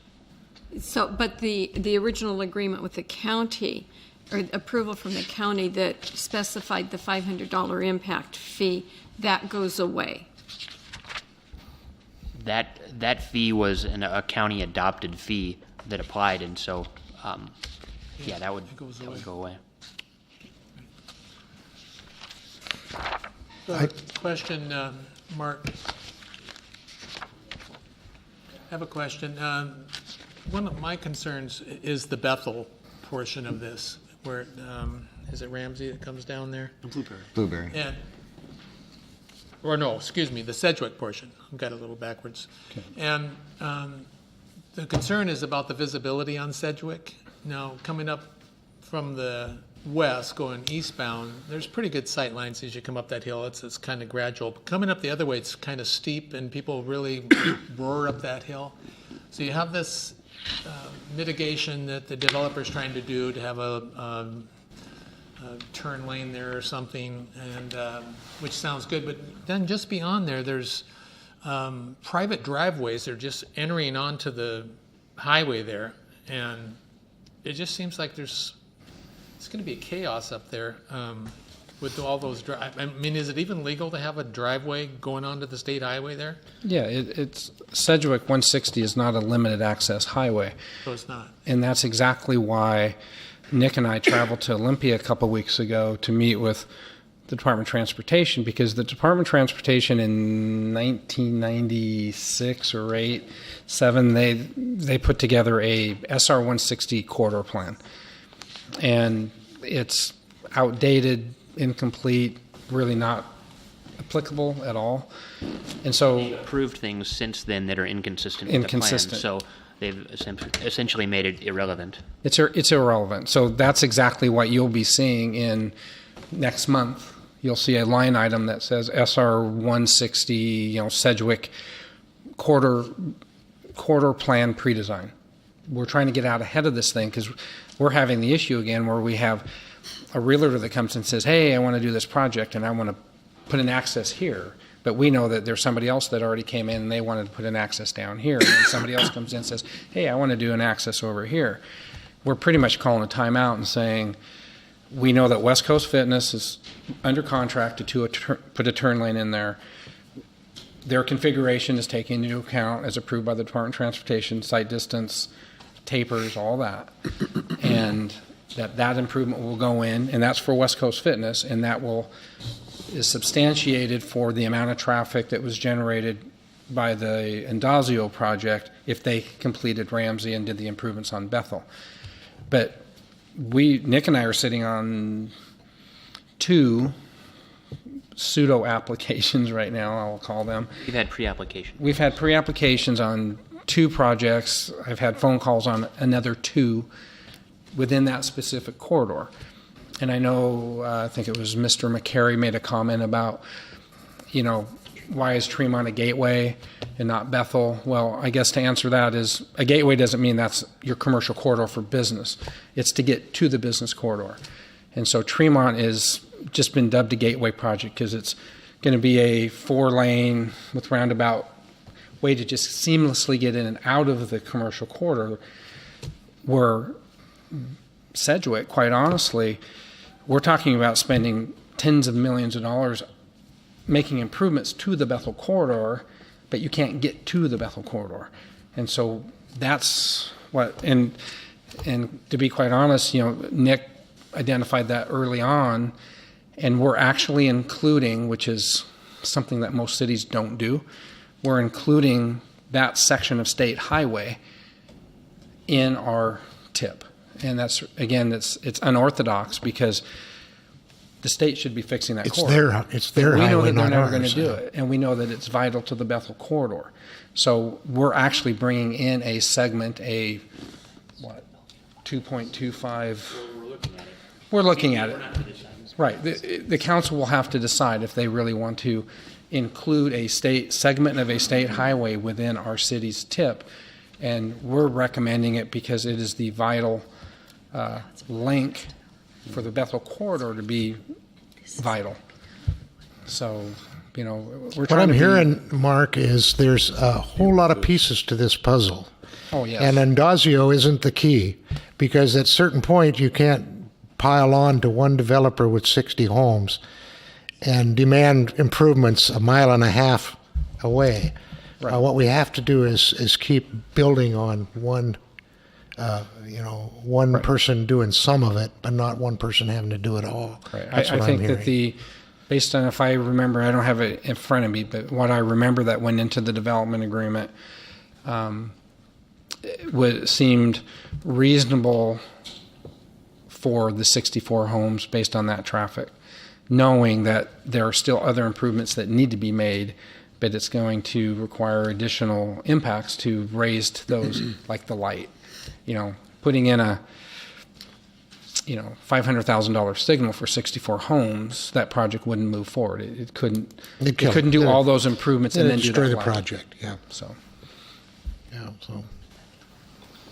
Yes. Mayor, although I appreciate the discussion we're having here, getting back to the subject at hand and this particular development, I agree with Mr. Dorsey's comments earlier that it would be nice to have all of the documents, or I guess it was Mr. Bond who indicated that we're shy some documents. So I think the recommendation was to continue this to a future date where we would then have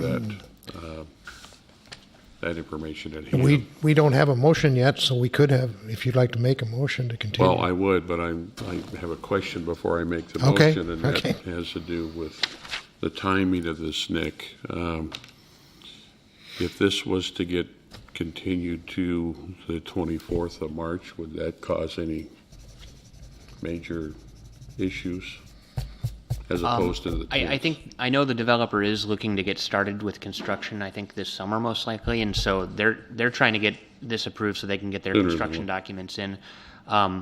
But it can go to the 10th, it can go to the 24th. I think the important thing is that you give it adequate consideration. Well, the only reason I ask that question is that I know that I'm not going to be available to be at the 10th meeting, and I guess you guys can handle it. Or we wait till the 24th, where we're going to have the full council here to be able to discuss the issue. I'm also out of town on the 10th for business. So Well, with that, then I would make a motion that we continue this hearing to the 24th of March. Okay, we have a motion. Second. And a second, and we're open for discussion on the motion. Seeing none, the motion is to postpone final decision on this until the last council meeting of next month, which would be the 24th. All those in favor say aye. Aye. Opposed, nay? Okay, that motion carries. Thank you.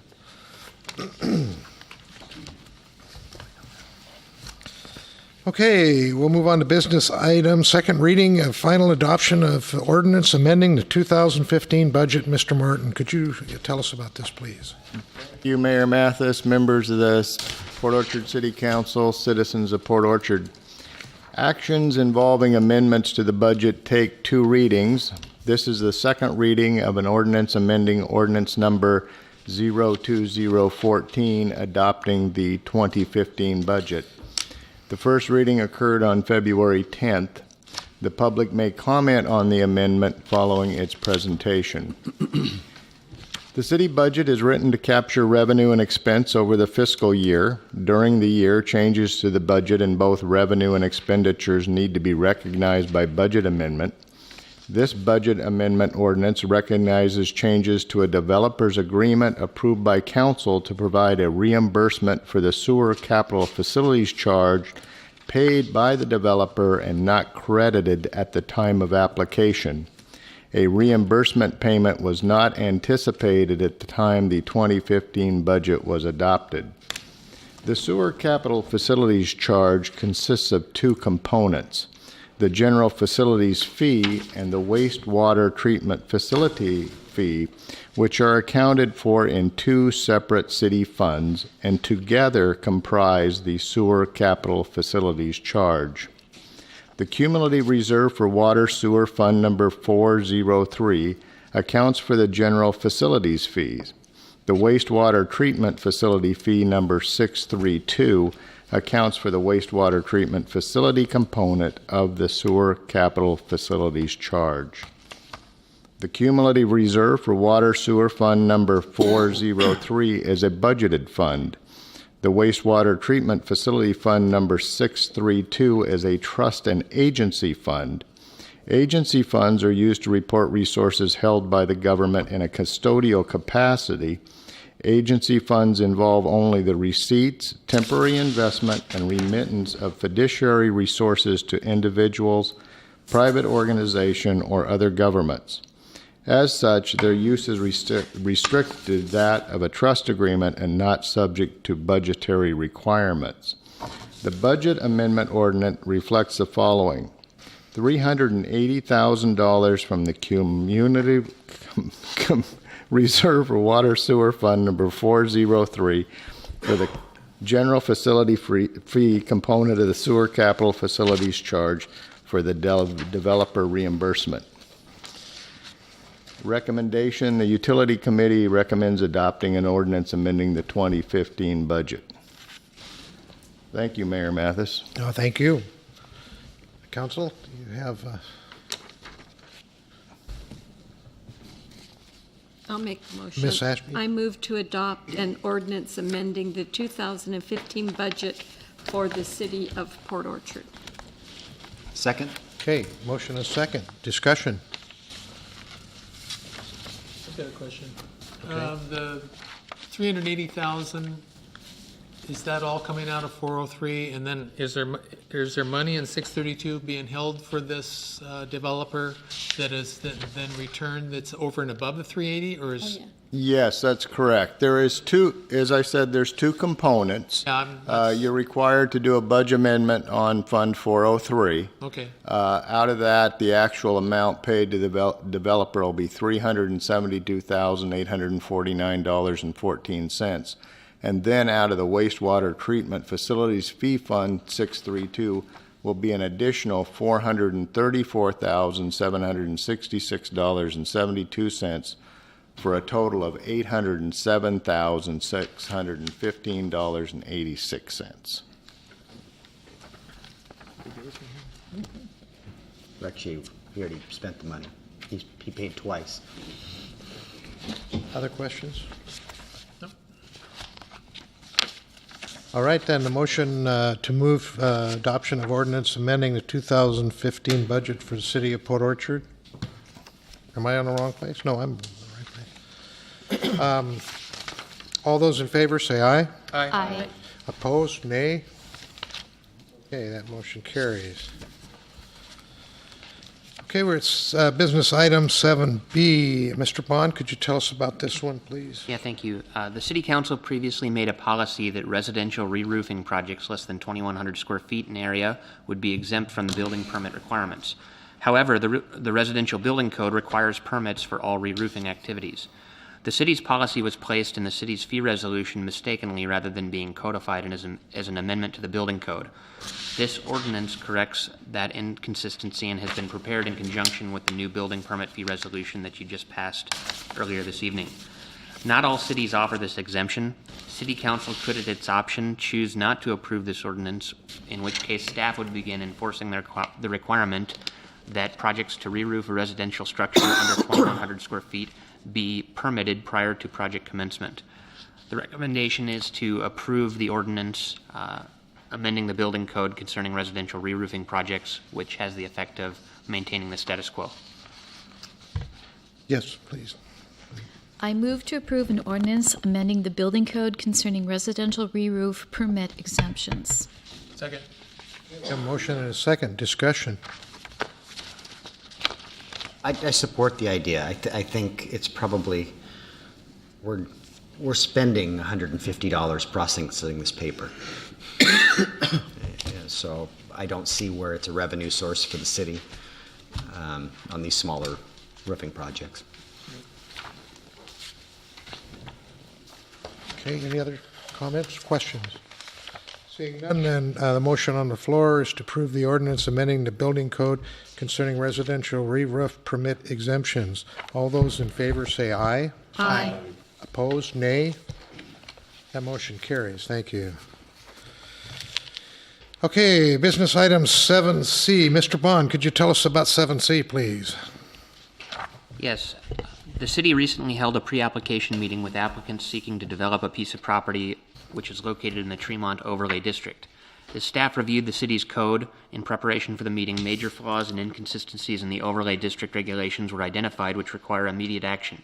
After discussing the issues with the city attorney, staff felt that the best course of action was to prepare interim regulations for the district, which would fix the majority of the problems while retaining the intent of the existing code. These regulations would be in place while staff works towards a permanent solution. Other alternatives exist, including putting a moratorium in place until the regulations are fixed, repealing the regulations to rely on the underlying zoning, or doing nothing while staff works towards a permanent solution. The proposed ordinance provided shows interim code language in a clean format. The existing language has also been provided in a clean format. I did attach a red line copy, though the number of revisions that went back and forth on this were so great that we started to lose some of the changes, and so I would rely on the clean copies for the absolute information, and the red line should help you see what's changed, but it would take a lot of effort to go recreate the red line document. Okay, thank you. Actually, one other point, you'll see that there's a map that was included with this that would identify the boundaries of the Tremont area, which currently isn't on our official zoning map. So this is part of the interim ordinance. And actually, I'll add one other point. Under state law for adopting interim regulations, my understanding is that we would have 6 months to adopt permanent regulations. So in the next 6 months, we'd have to fix this, and I think we can take up to a year if we put in some sort of action plan and schedule for how we're going to handle the revision process. Okay. Council, what's your pleasure? What would you like to do with? Yes. I'll make the motion. Okay. I move to approve the provided ordinance creating interim Tremont Overlay District regulations. All right, we have a motion. Do we have a second for discussion? Second it so we can have a discussion. All right, we have a second. We're open the floor for discussion. Nick, has this been vetted before the Planning Commission? No, that's the purpose of interim regulations, is that you pass something in the interim while you work with the Planning Commission to come up with a permanent solution. But the problems we identified were substantial enough to warrant an immediate fix while we try to work out the issues. What problems are you talking about?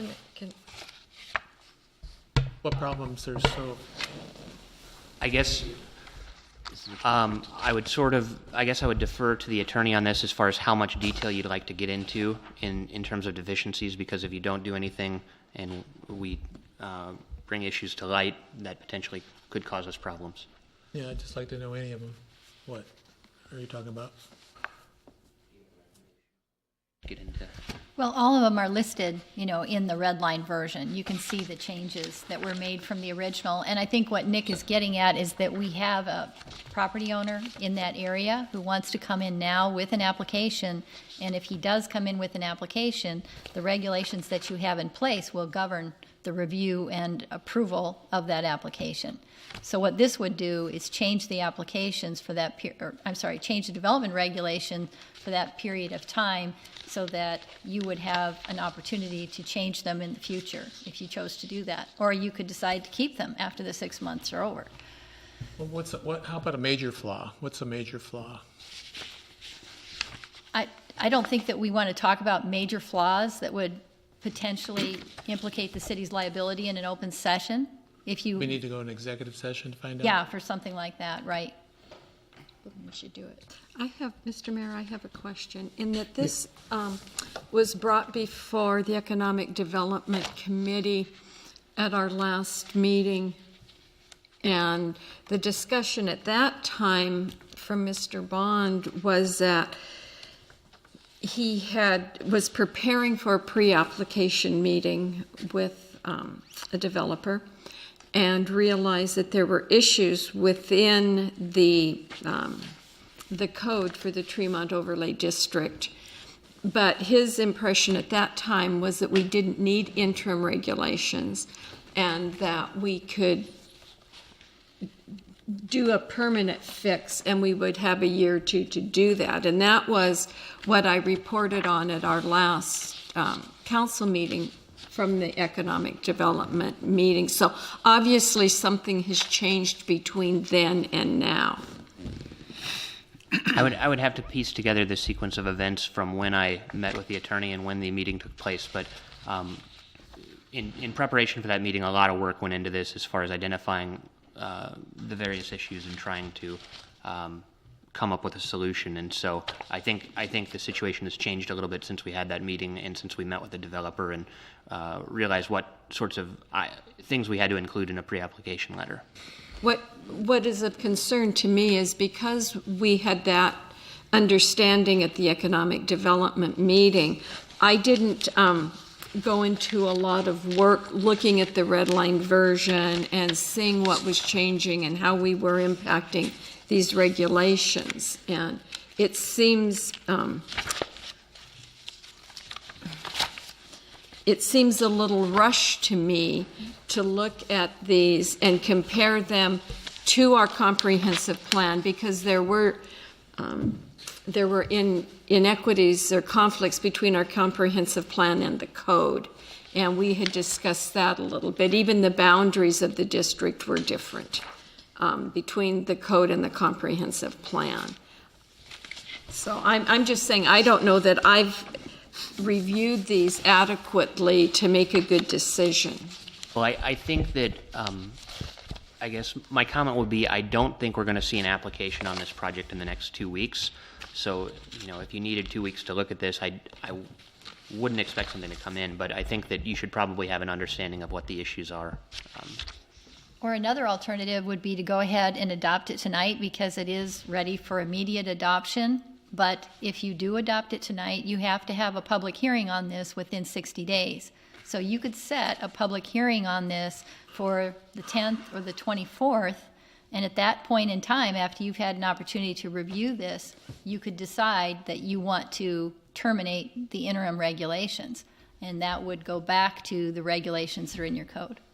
I can't believe that we could feel comfortable doing something like that when we don't even know what we're talking about. I think we need to have an executive session, and you need to explain to us what's going on. And I'm happy to do that. I'm questioning whether we would benefit from a brief executive session to understand what our concerns are. Yeah, we can, 10 minutes? 10 minutes? 10 minutes? Let's go with 10. Nothing takes. Right. This is, this is under RCW 4230-110 sub 1 sub I, potential litigation. okay, we shall go into a 10-minute, we decided, 10-minute executive meeting, and we'll be right back.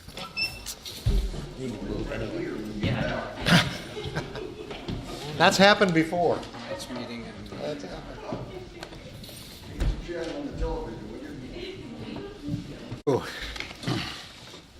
Thank you for your patience. We're going to go ahead and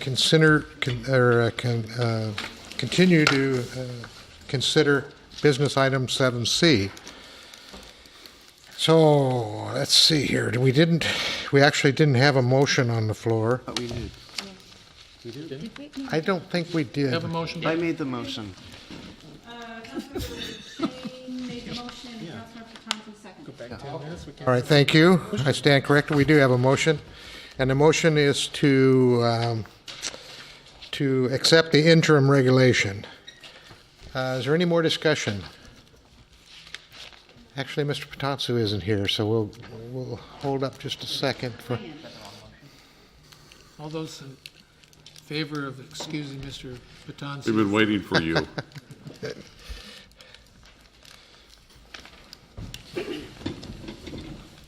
Did you have any additional comments on the motion? Okay. Then all those in favor of adopting the ordinance creating interim regulations for the Tremont Overlay District, say aye. Aye. Opposed, nay? Thank you. Before we go on, Mayor, we're going to need to set the date for the 60-day hearing. Okay.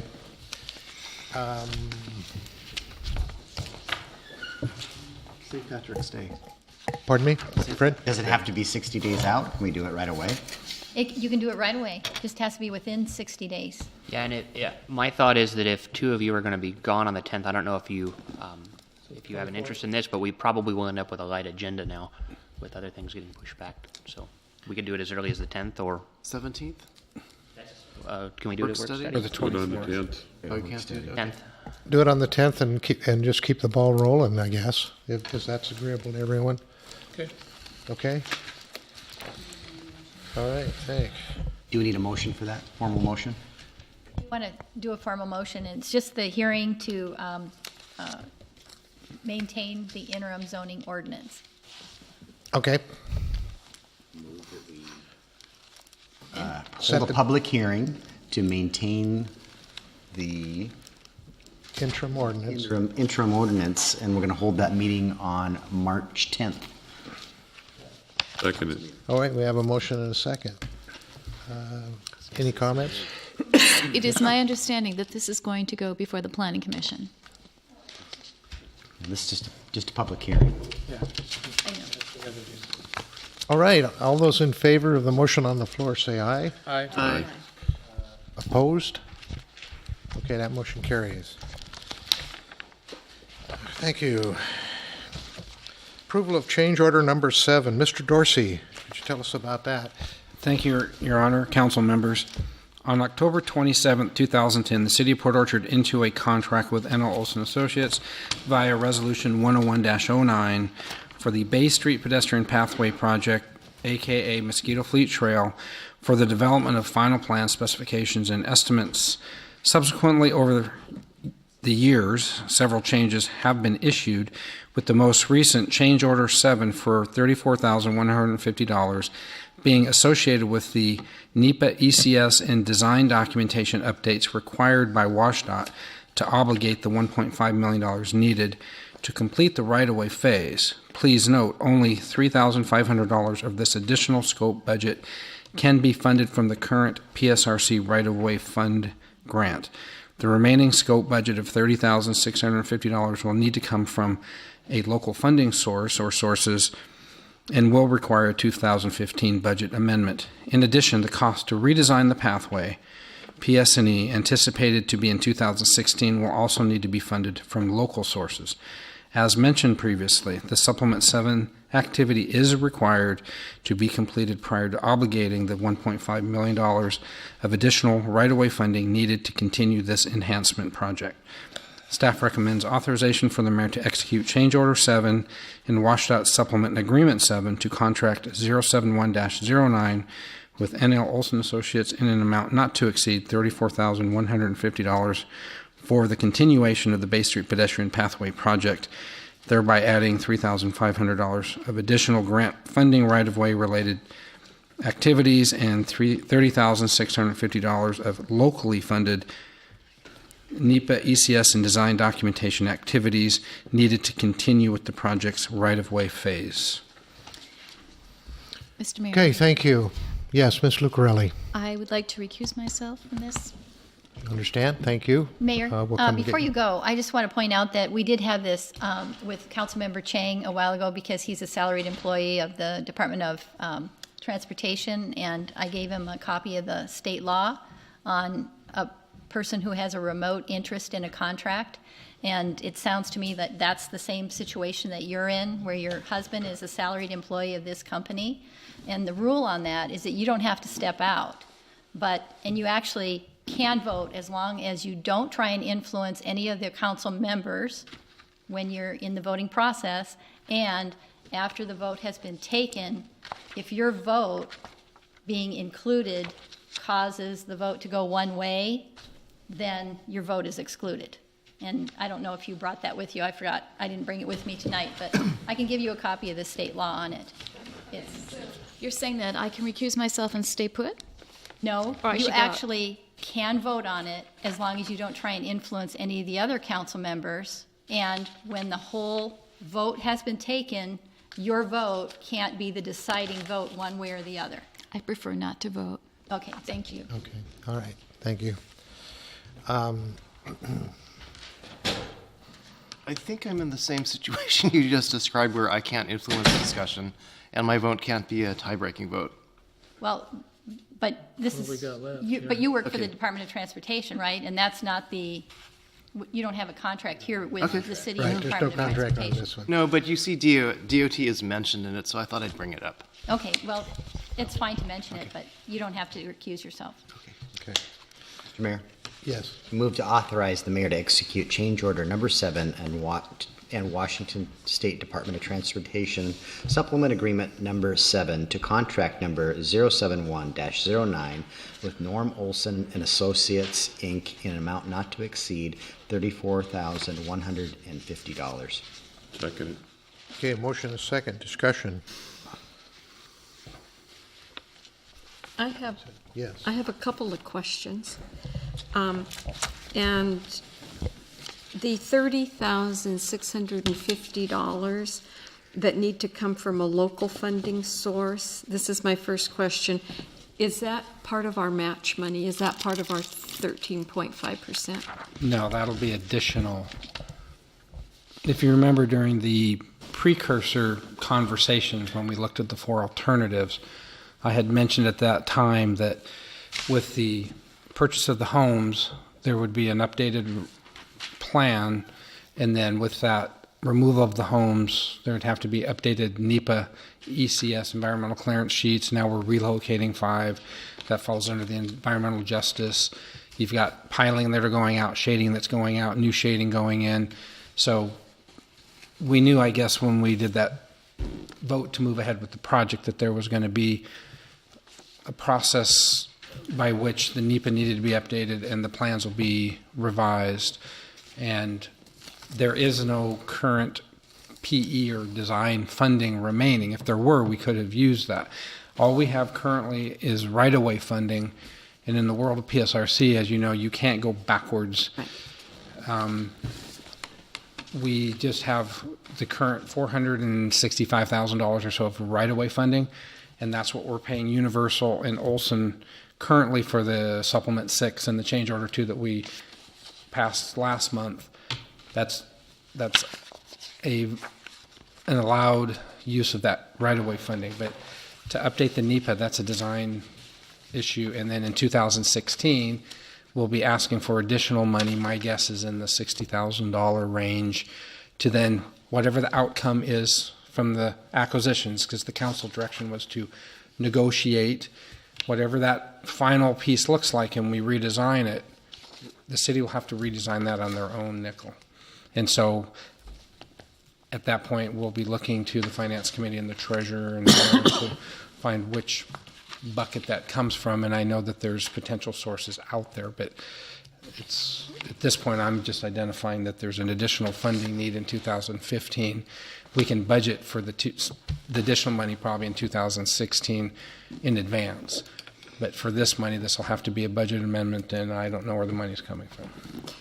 Is the time frame to get this completed, because the staff report says that this activity is required to be completed prior to obligating the $1.5 million for the additional right-of-way funding. Don't we have to have that obligated by June? When we met with the Department of Transportation 2 weeks ago, if it was 2 weeks ago, I think it was. No, we have a whole list of things that we have to accomplish before obligating. The NEPA ECS update's probably the largest activity. There's no way we're going to get that done by the June 1st deadline, but I've talked to PSRC. They'll be sending me their new template because you didn't have a 6-month obligation date previously. And so now we have this date, and there is a 6-month extension, and so we'll be requesting a 6-month extension to December 1st, 2015. Bless you. Other questions? Nope. Well, just one for the treasurer, and can you find $30,000 to pay for this? I have not done an analysis to identify funding for this. If the short answer would be it would come out of fund balance, money that you otherwise thought you were going to end the year with.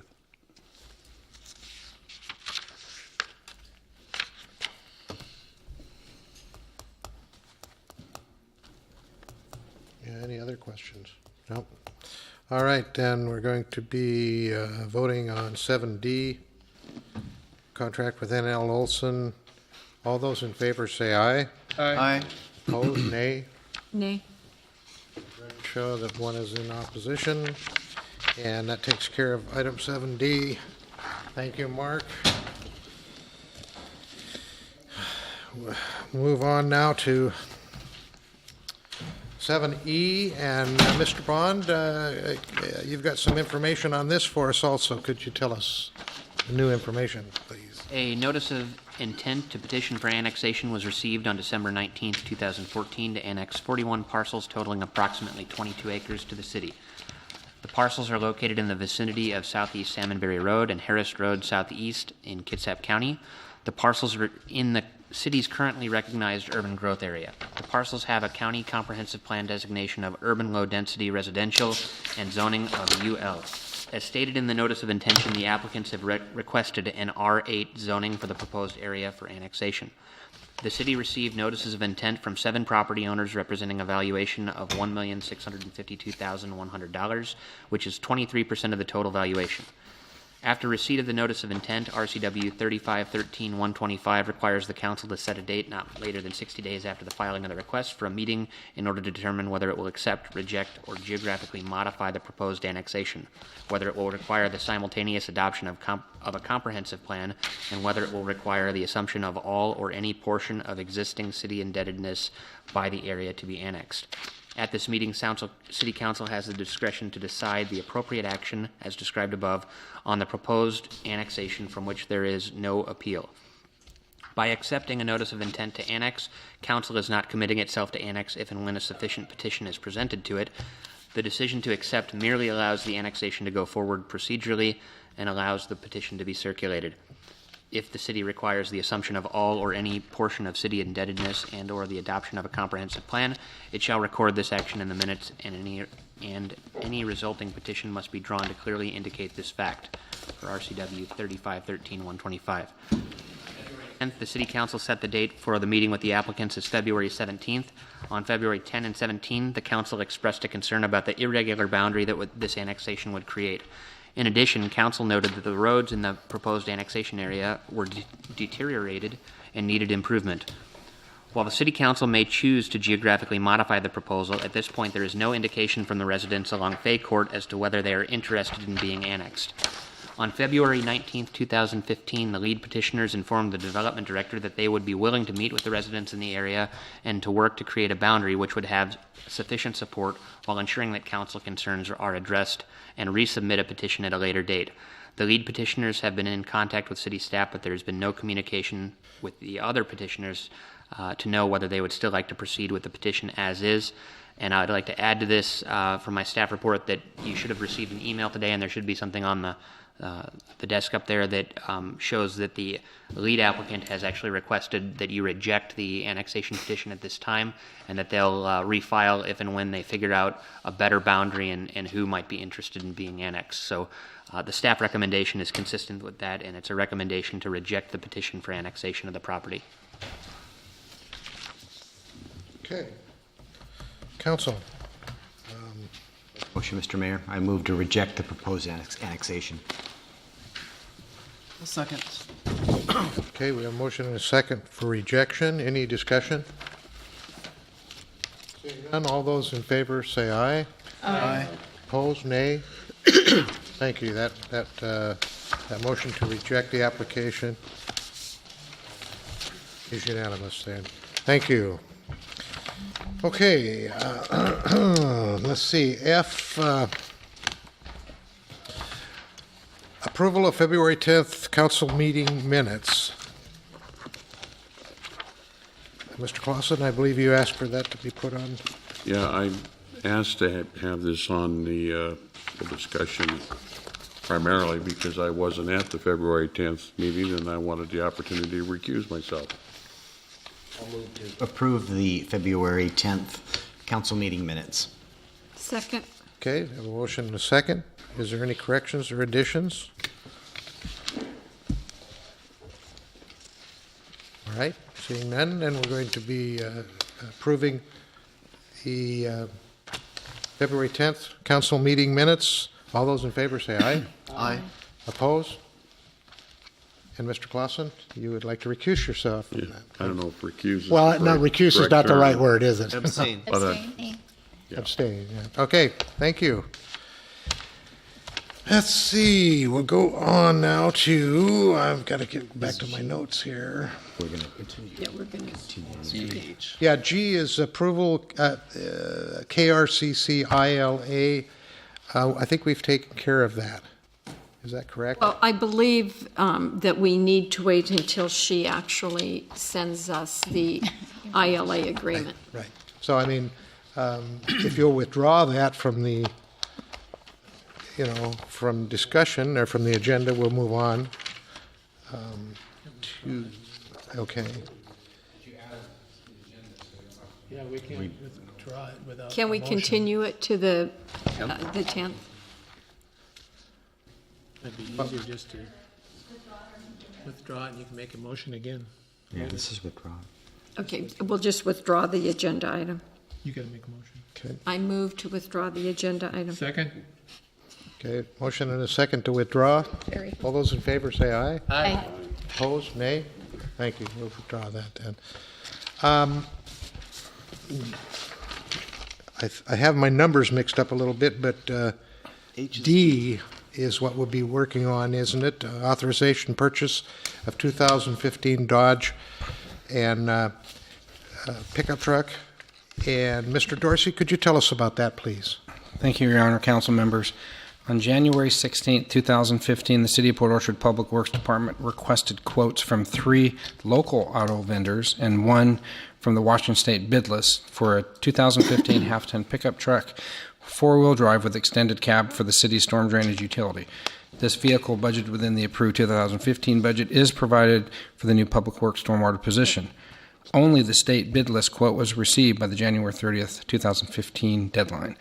On February 5th, 2015, a second request for quotes was issued, with 3 quotes received by the revised February 11th, 2015 deadline as follows. The state contract for the Dodge, $23,706 plus tax.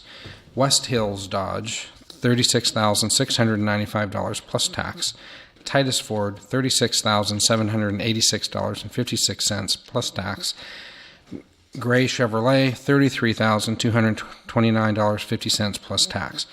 Staff reviewed all quotes and determined that the state contract list quote, Bud Clary Chrysler Dodge of $25,649.89, including applicable Washington State sales tax and licensing fees not included in that amount, because I don't know what they are exactly yet, was the lowest responsible quote. Staff recommends authorizing the purchase of a 2015 Dodge Ram half-ton pickup truck, 4-wheel drive, with extended cab from Clary Chrysler Dodge from the state bid list in an amount not to exceed $25,649.89 plus any applicable licensing and recording fees.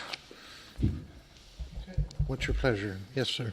Mr. Mayor, I move to authorize the purchase of a 2015 Dodge Ram half-ton pickup truck, 4-wheel drive, with extended cab from Clary Chrysler Dodge, state bid list, in an amount not to exceed $25,649.89 plus any applicable licensing and recording fees. Okay. Second. Okay, we have a motion and we have a second, and we'll open the floor for discussion. Mr. Mayor? Yes, Mr. Clausen. Mark, was there any other, were there Fords and Chevrolets on the state list, or was it just the Dodge is the only thing that was available? No, that was the only vehicle that met the, well, we have, right now we have Chevy and Dodge are the vehicles. So we also looked at fleet maintenance parts and so forth. And so when we looked at the state bid list for the half-ton pickup truck, the Dodge was the lowest over the Fords and the Chevys, even on the state bid list. Let's see. So we've, in essence, we've picked the cheapest, most cost-effective vehicle given the criteria that we put forth. Did you consider any service to the vehicle, warranty type work, and the cost to take it somewhere even to Bremerton versus down the street to one of our dealers? No, because again, we have a full-time mechanic that services all of our vehicles, and if anything that's under warranty work, we'll just take it over to West Hills. But when you look at the price differential, we're looking between $10,000 and $13,000 less across the board. So it was 10 to 13 on the state contract? Lower than, no, what I'm saying is the state contract was, $24,000, and the lowest local bid was $10,000 more. I understand, but was the Ford or Chevy on the state contract $10,000 more than the Dodge? No, but they were higher than the Dodge by $2,000 or $3,000. But again, we have a full-time mechanic that pretty much maintains. I'm thinking primarily warranty work. Yeah, warranty work, but we take vehicles where, like on the Mitsubishi, we'll take that to Gorst if there's warranty work that needs to be done. And, it's semi-local, Okay.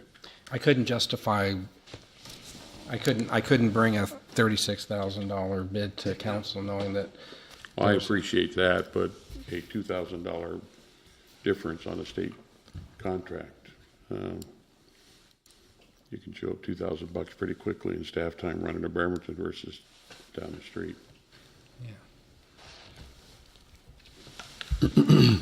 Okay, any other comments?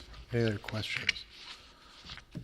Now, Mark, just one, I know we're supposed to pick, when we go out for multiple bids, the lowest responsible bid, but that's not the case here, right? I mean, we could pick, or are we still bound by that lowest responsible I think bid? we're supposed to go off the lowest responsible bid. Yeah. So really, the rest of it is kind of comments. Yeah, unless I could create some sort of documentation that showed That would was- equalize it some way or not, Right, or that- make it, okay. All right, thanks. Any other questions? All right, then we'll be voting on the approval of the purchase of the 2015 Dodge Ram 1/2 pickup truck as read into the record. All those in favor say aye. Aye. Opposed, nay. Nay. Okay, let the record show there's one in opposition. Okay, let's see. I think that takes care of our agenda there for items. So let's go to reports of the council. Mr. Clausen? We have to schedule a finance committee meeting, so maybe we can do that tonight after. Economic Development Tourism, Ms. Ashby. We have not met since the last council meeting. We will be meeting again March 9th at 10 o'clock. And I will, since Mr. Cartwright is absent this evening, Public Properties will be meeting directly before the Economic Development on March 9th, and we will convene at 8:30. Mr. Patonsu. Both my committees met.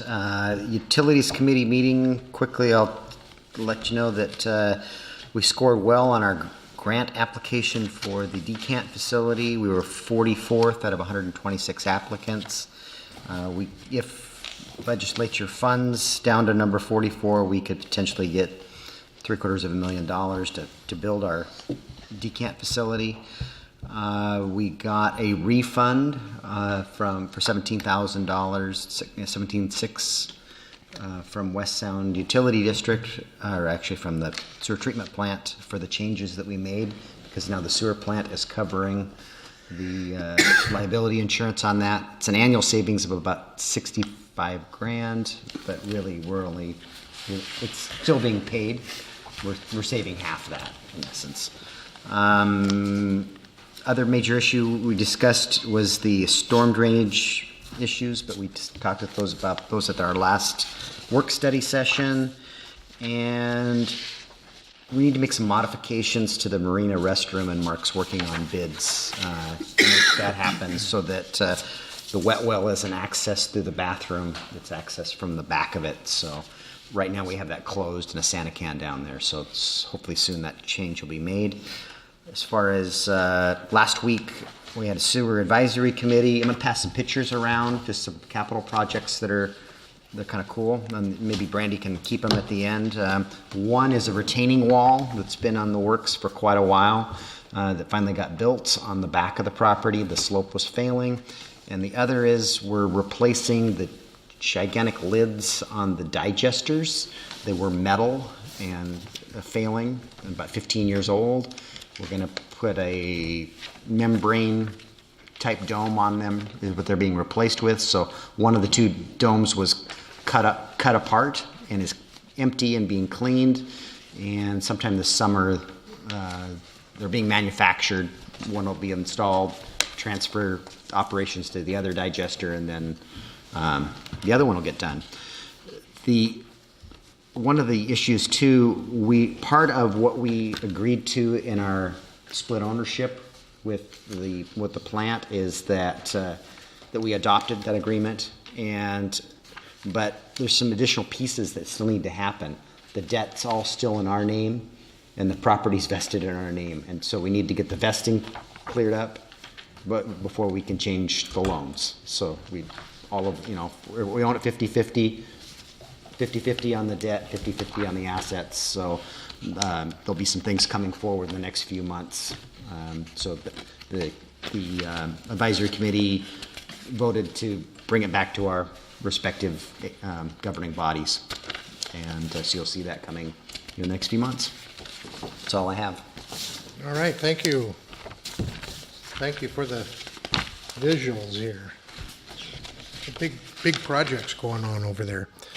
Okay, let's see. Mr. Chang, do you have Nothing to report on lodging tax. Okay, chimes and lights. Ms. Nothing to Lucarelli. report. Okay, Waterfront Subcommittee. Nothing? No. Outside committees, Ms. Ashby? Since the last council meeting, I attended the PSRC Transpol meeting.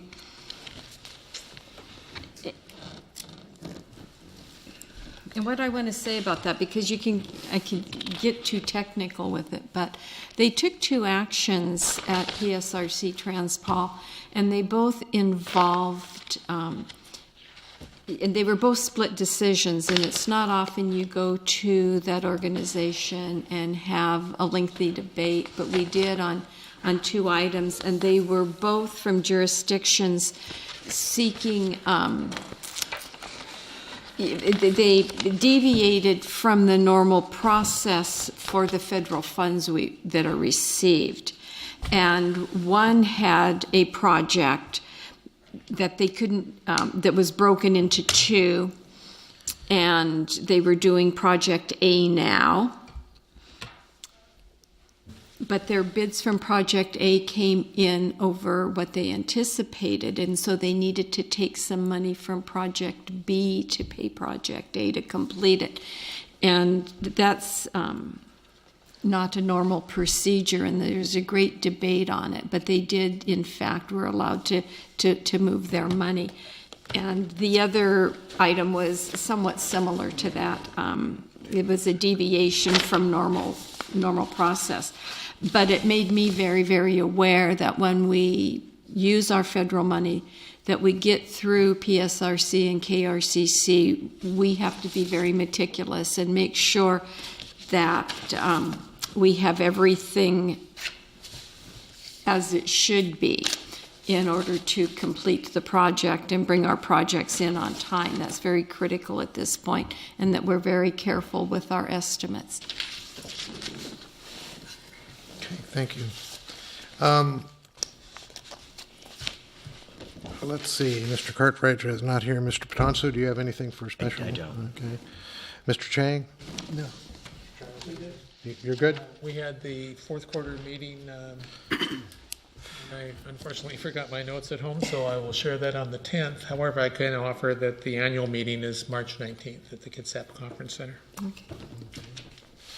All right, very good. My report will just be really short because in the next week I have a Housing Kitsap meeting. I'm on the Finance and Policy Board for Housing Kitsap. In fact, that's tomorrow. KRCC board meeting the end of this week. CINCOM the end of this week. Kitsap Resource Board first of next week. Board of Health first of next week, and several other meetings. So I'll try to bore you to tears maybe 3 weeks from now when we have our first about all those meetings, but I'll get back to you on that. That's my report. We'll go on to department heads. Mr. Dorsey. I have nothing. Okay. Mr. Martin. I'd just like to call the council's attention to the memorandum that Councilman Childs had asked about cost over time, updating the comprehensive plan. And I did put together a memo that captures those costs. The front page is by year, and then the second page is by fund to show that it's from the various funds. So hopefully that answers Councilman Child's question. Also, I would say that the ad hoc committee for choosing or recommending a city attorney, met just before the meeting, and we've narrowed down a list of candidates. They'll be contacted over the next several days, and we'll be setting times for interview process. So it's moving forward, and hopefully we'll have a recommendation to the mayor. You'll hear more about it. And I think the ad hoc committee's desire is to have this taken care of by the end of March. So that's all I have tonight. Thank you. All right, thank you. Mr. Bond. Yeah, just one comment. We had a good planning commission meeting last night, and we discussed the options for having a joint meeting, and so look for a survey to come to you tomorrow, and I'd appreciate a prompt response so that we can try to get something scheduled to discuss the comprehensive plan and look at options for those meeting dates. Okay, thank you. Ms. Morris.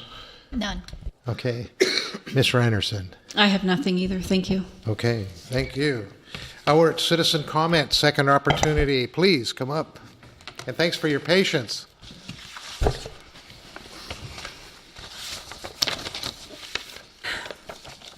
Well, I was going to comment that I would still like to see the utility committee move to the Pancake House. The last meeting I attended, Mark Dorsey was giving a great explanation, and I could not make everything out over, "Do you love me now that I can dance?" because the music was playing so loud. And finally, I asked the staff there if they would turn it down, and they did, but you still can't hear. The bus boys, there's a window there to be throwing the dishes in, and what he was saying was really important, and I wanted to understand it.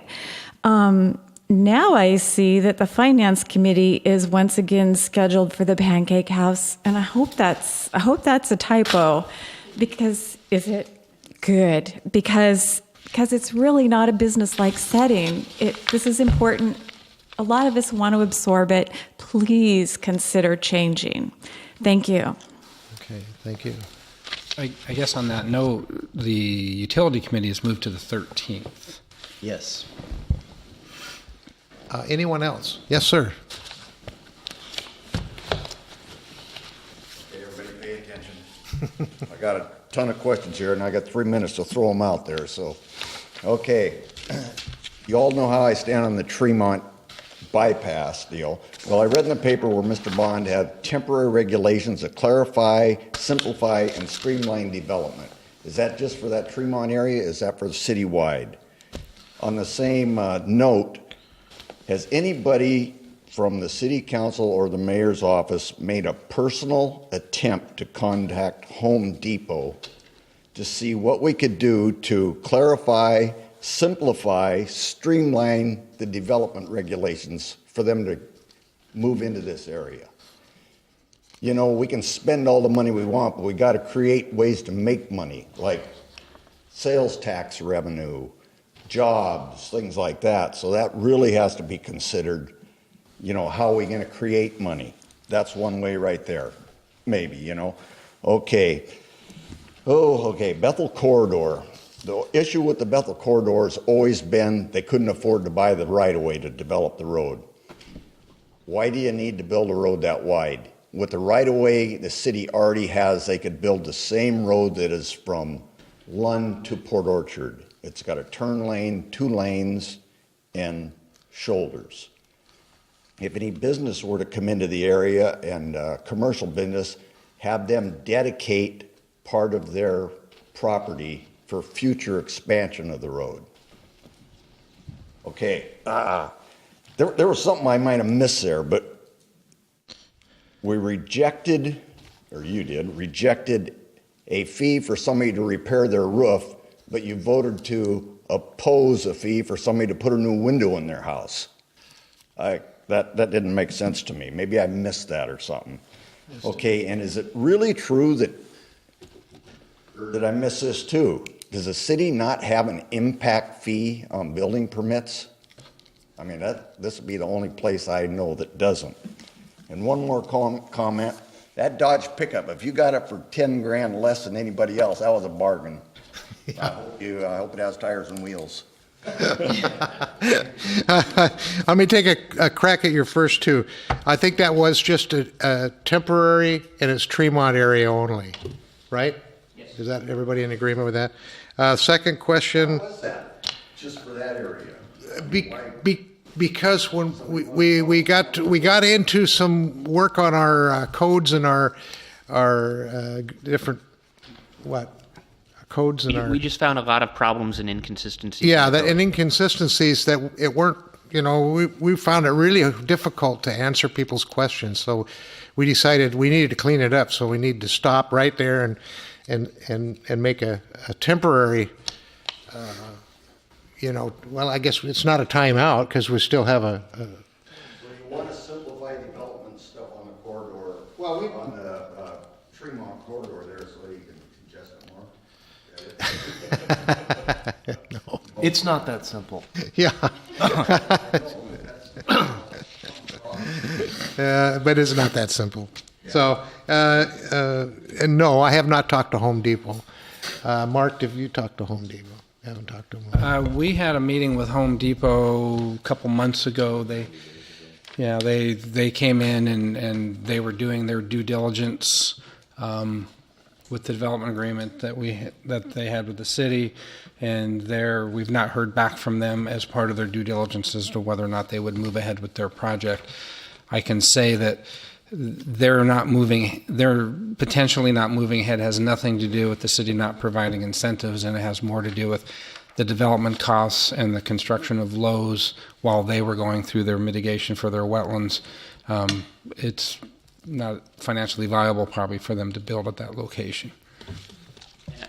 I can add to that. I think that I think they might have had some federal permits, and those have now expired. And so the development agreement that they wanted to work under is going to expire before they're probably going to be able to get their other permits that they need from, is it Corps or? Yeah, it took them Fish and 10 Wildlife. years to get their Corps permits to fill all the wetlands, because they originally were going to mitigate offsite at Leiter at that wetland bank, and ecology said no, and so they had to spend 10 years revising, and If we get any opportunity at all, let me know, and we all should meet them one more time and say, gee, take another look at it, and what can it hurt? Yeah, that's Worst case scenarios, they say no again, Yeah, I think that's what that meeting pretty much was. Yeah. So, okay. All right. Thank you. And I guess that was only. Oh, and I think that is a good buy on that truck. I would rather buy local. I think everybody in the room would rather buy local, but when there's $10,000 difference from local to, So anyway, enough said on that subject. Anyone else? Can I take 10 seconds to say something else? Maybe out of line, but okay. It was just a comment you made about the sewer and water that they're having. They want to raise rates, but they don't have enough money. I live on Bethel Corridor there, and that's all sewer and water up there. But to hook onto it, you would have to pay commercial hookup for the residents that are along there. Why not make it possible so residents can hook up at a residential rate for the sewer and the water and get some income instead of none? Because who in their right mind can afford to hook up with fire flow on their water system for the residents there? Yeah. But they could get some income from, like down there, I would go to the water. Okay. It's not our service area. It's West Sound Utility District. Say what? It's not our service area. It's West Sound Utility. Yeah, we're a partnership with them, with the sewer. Yeah. So, okay. I don't see anything else. Does anybody object to adjournment? All right, we stand adjourned.